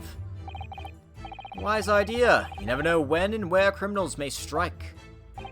But of course, to the great detective Herlock Sholmes, lock, bolt, or shut button makes no difference. All are unfastened with equal ease. The way you go on, you sound rather more like a great thief than a great detective. My dear Mikotoba, as long as there's greatness, I'm quite satisfied. Of course you are.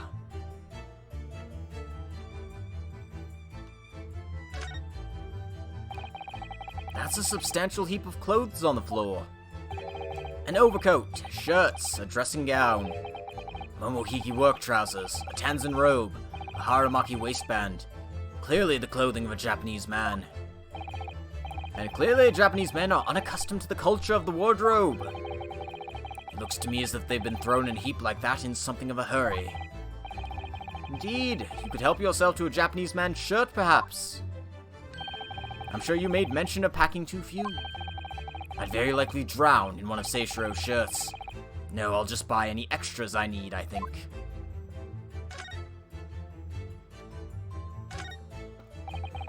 This is the waste paper basket, look. And there's still rubbish inside. Indeed. Let us pry. I've discovered recently I have a penchant for exploring the contents of others' waste paper baskets. I sincerely hope only for your work. Ah. Here we have a notice issued to passengers from 3 days ago. 3 days ago. The night before we arrived in London, then. When I was still aboard myself. Evacuation drill notice, the 31st of October. Following departure from the... no, let me read it all. God damn it. Ah yes, there was an evacuation drill. I remember now. For our safety and security, all first-class passengers were constantly under the watchful eye of the crew. So it was a welcome relief to have some privacy for once.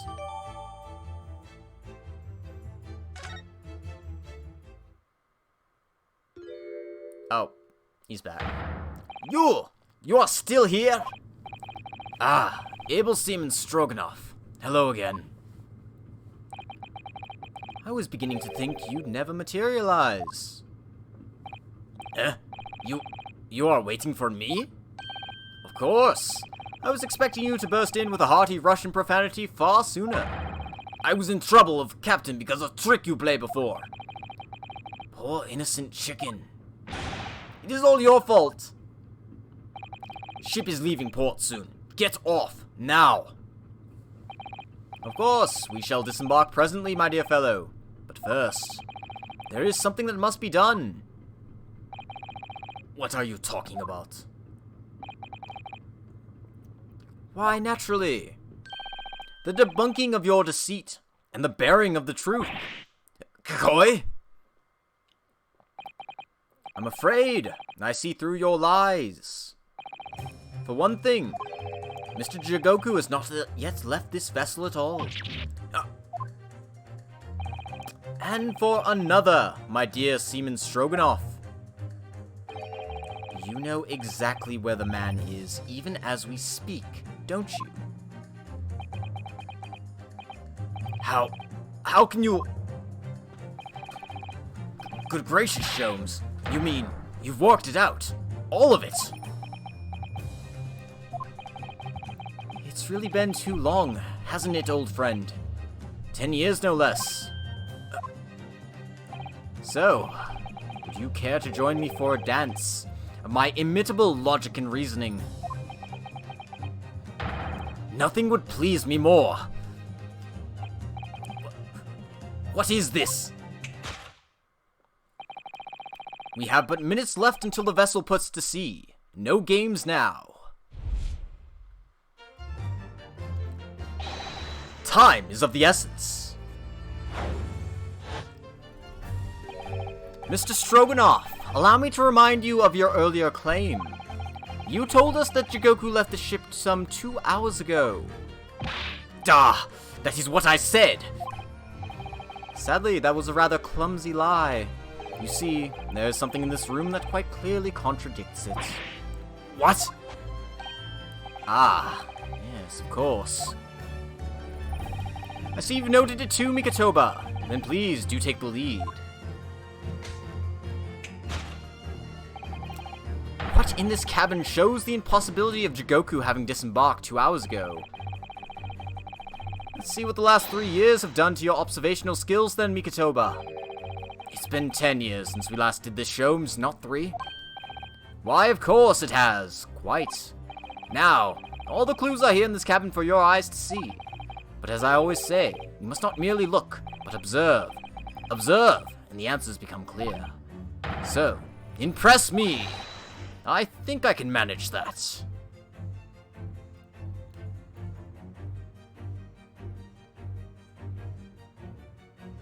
I'm pretty sure it's the glass containing ice. Take that! Yep. Oh shit, he's tap dancing. Perhaps you should have cleared away that glass. How curious that the ice shouldn't have melted, despite it being abandoned 2 hours ago. Ah! It would appear that the man was here in this very cabin until moments before our arrival. With this well-chilled glass in hand. Get your minds off the refreshment, Sholmes. One might even conclude that somebody informed him of our boarding. Wouldn't you agree, Mr. Stroganoff? But why would Seishiro run from us? Before we consider that question, allow me to confirm one small matter. Would I be correct in saying that these first-class cabins of the SS Grouse are the same ones in which you and Mr. Jigoku were accommodated on your voyage from Japan? Ah, that's right, they are. I was in the cabin next door, and Seishiro was, yes. 50 days in this very cabin during our voyage. As I suspected, for you see, there are traces in this cabin of a dark secret that Mr. Jigoku had to hide. What traces? I know nothing about this. Ah, this is news to you, is it, Mr. Stroganoff? Sholmes, what exactly are you getting at? As I said, there are traces in this cabin of some nefarious activity. Something that appears out of place, which I'm quite sure won't have escaped your notice. Something out of place in here. That's the key to this, Mikotoba. The remnants of the dark deed that took place in here are being masked by something quite incongruous. Incongruous. I must say, I didn't foresee ever doing this dance of deduction with you again, Mikotoba. No, quite. But life is full of unexpected twists and turns, as we well know. Now then, let's see if I can't uncover the truth here. Yes, you have the floor, my dear fellow.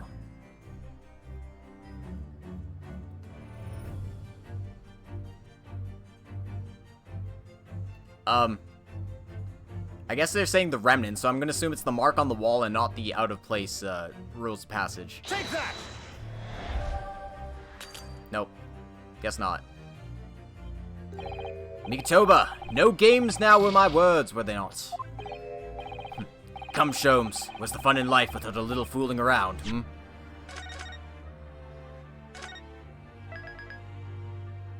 Whatever. I'll live with the penalty. Ha ha ha! Ah, quite right you are! That was a close shave. I'd better rethink that before I'm the fool here.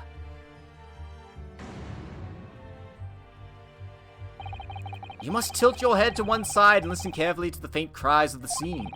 Hear the evidence calling out for you to find it. Here I am, it cries. Well, your methods were never conventional, but you know I've always been willing to give them a try. Dear God, Mikotoba, open your eyes! It was a metaphorical listening that I was suggesting. Ah.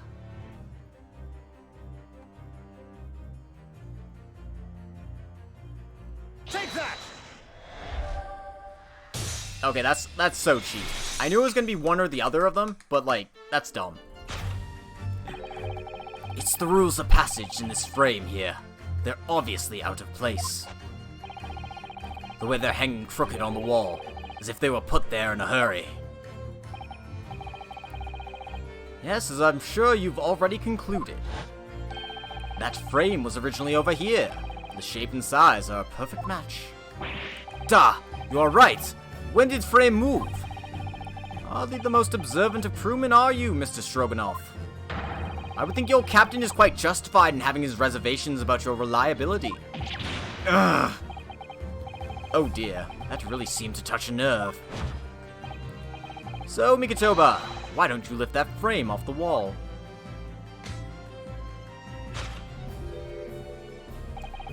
That looks like a bullet hole.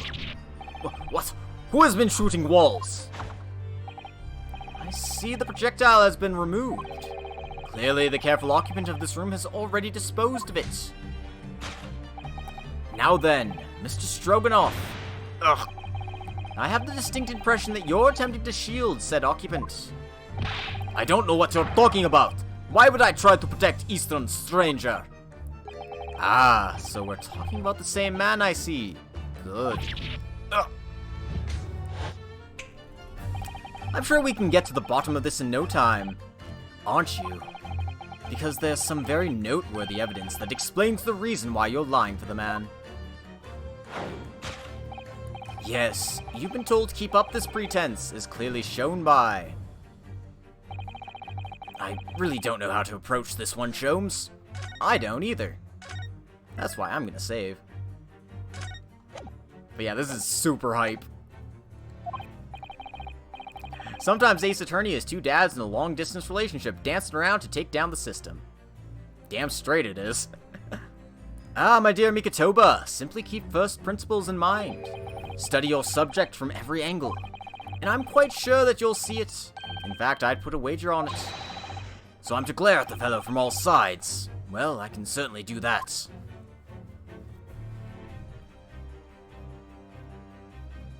Ah. Take that!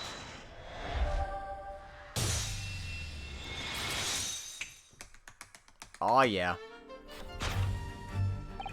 It's almost too obvious for words. Quite. The universal language of the world. Money. Ugh. And I'd wager that that Eastern fellow in question is Seishiro Jigoku. Yes? Ugh.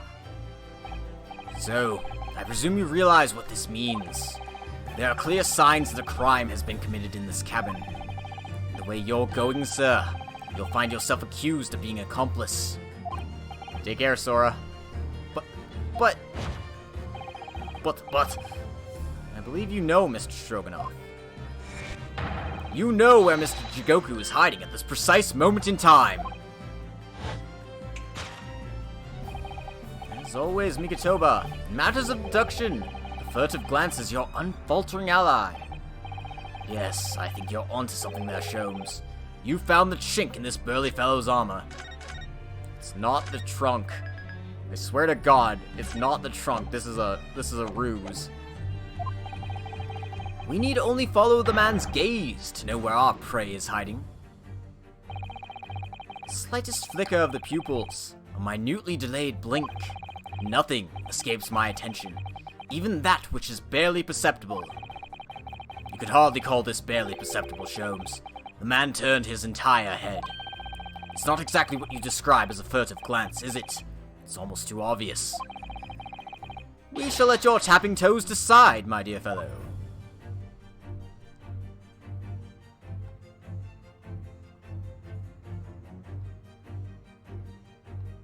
That's right, he's in the glass containing the ice.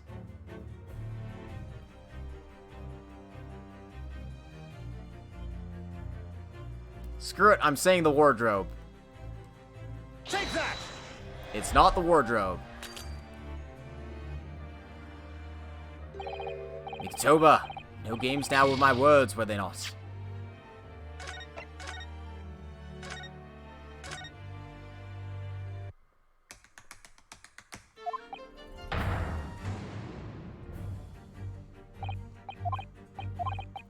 Well, I guess he's in the frickin' trunk. Because nothing else makes sense. Take that!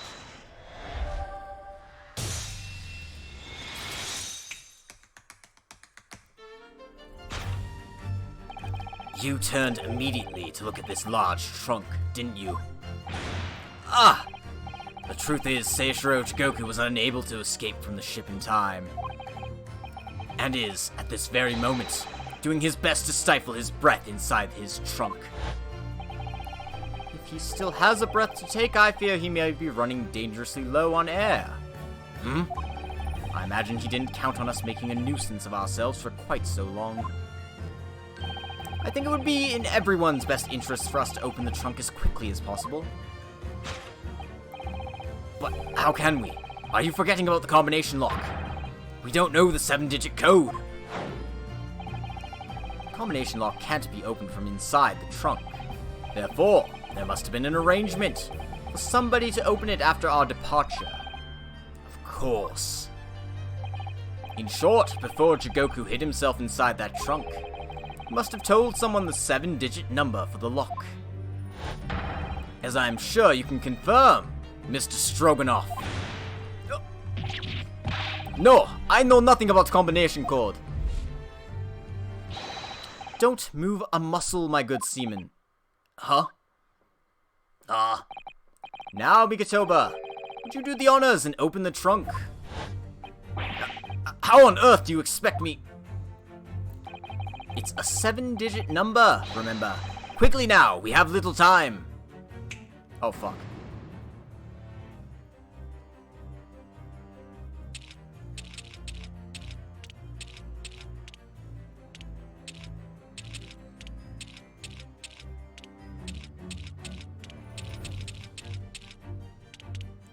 S-H-O-L-M? Yes, what the hell's the M?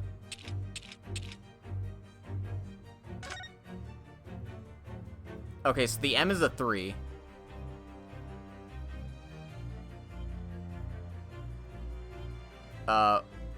Five. I need to, like, tilt my head. 5A31045? Is that A supposed to be a 2?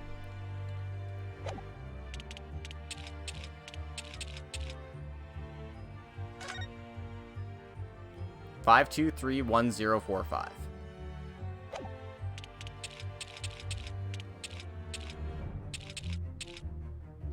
Take that!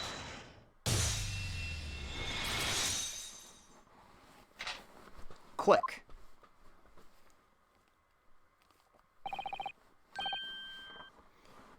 That did it. It's open. You had to meddle, didn't you?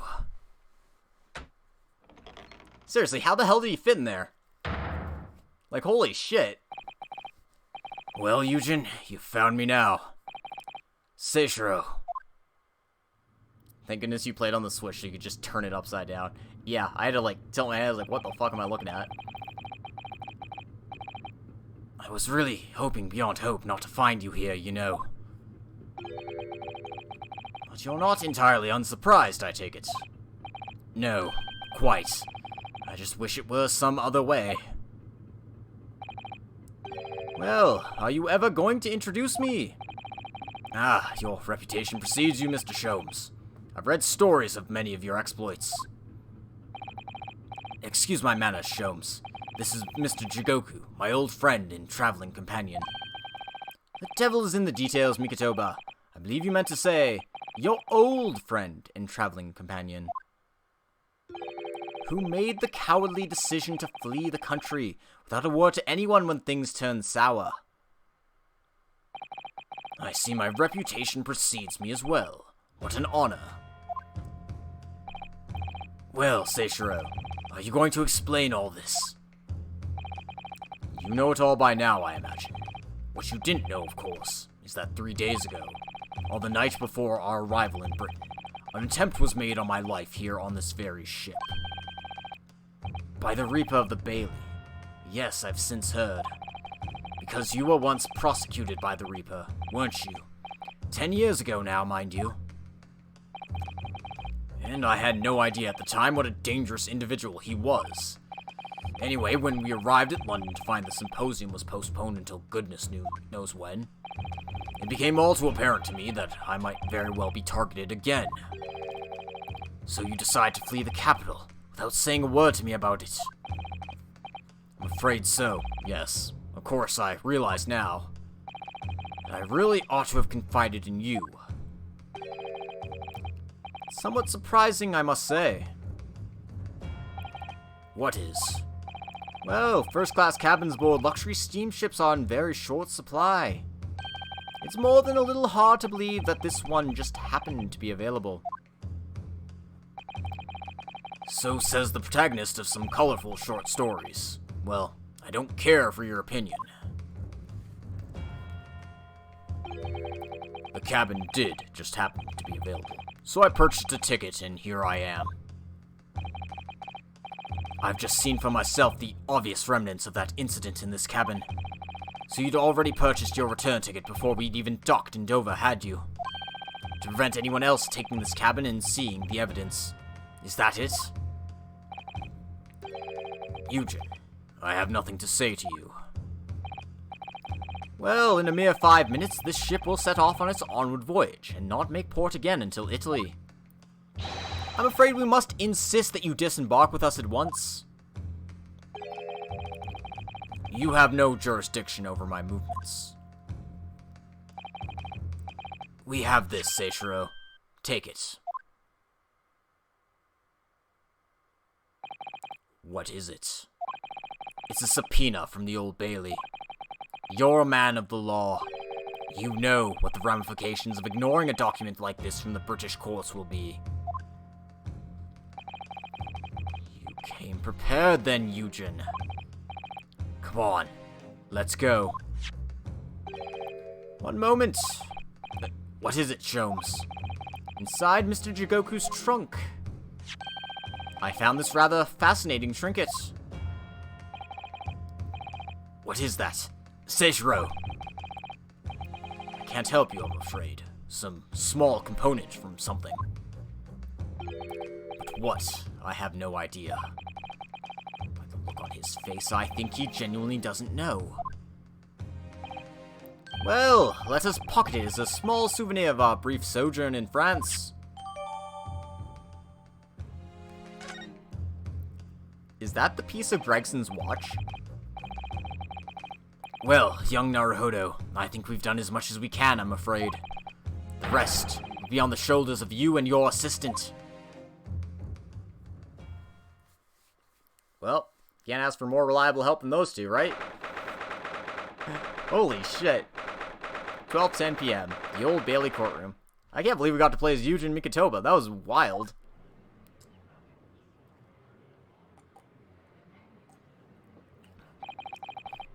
And all else fails, we have a dumbass. Cosma Asogi. I know you, and I know you wouldn't lie. But still, there's no doubt that you're holding something back. You know more than you're saying. During the past 30 minutes while this court was adjourned, all possible efforts were expended. But sadly, Mr. Jigoku's whereabouts could not be ascertained.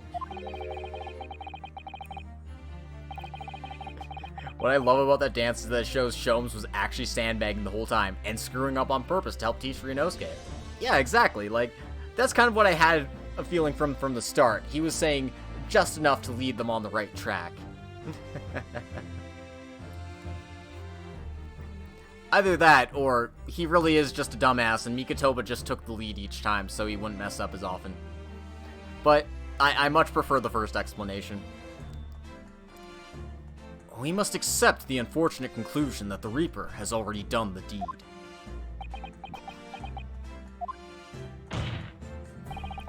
There's no sense in wasting any more of the court's time. Prosecution calls for an immediate verdict. Objection! No, the trial cannot end now. You're a Japanese man, Ryunosuke. You should know when to lay down your sword. And you should know never to presume when the battle is won. The court has already been presented with all of the evidence and heard all relevant testimony. And there can only be one conclusion. The accused is guilty. All relevant testimony? Far from it. There's still a crucial witness, from whom the court has yet to hear a single word of testimony. In that case, call your witness to the stand at once, counsel.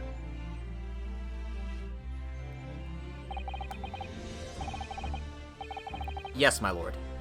Tomorrow, if possible. The witness is already on his way and scheduled to arrive tomorrow. Who on earth is this crucial witness?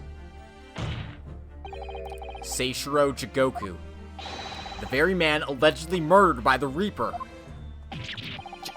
Judge Jigoku, you found him.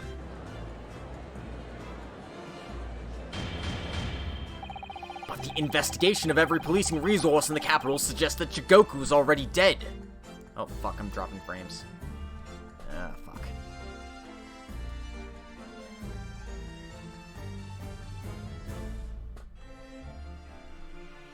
Stay. Hold. Hold. How in the name of God did you find the man?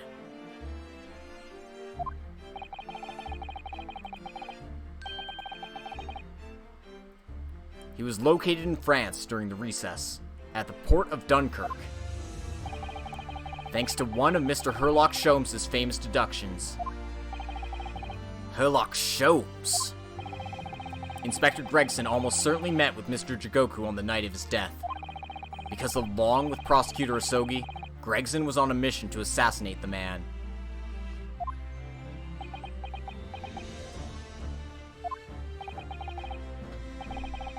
Which means that Seishiro Jigoku is the sole witness. Oh fuck, hold on. I'm gonna have to... God damn it.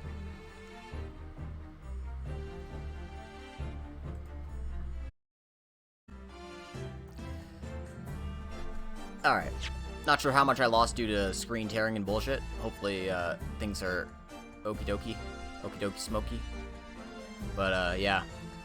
Inspector Gregson almost certainly met with Mr. Jigoku on the night of his death, because along with Prosecutor Asogi, Gregson was on a mission to assassinate the man. Which means that Seishiro Jigoku is the sole witness, who can clarify exactly what happened aboard the SS Grouse on the 31st of October.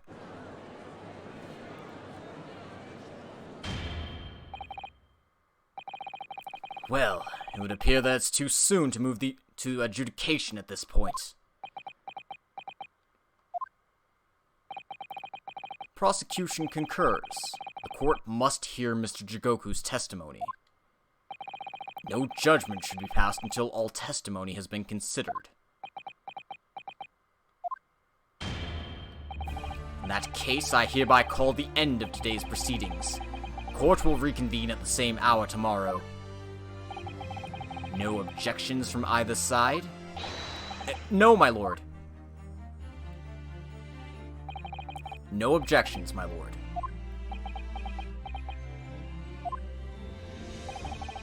We live to fight another day, by the skin of our teeth.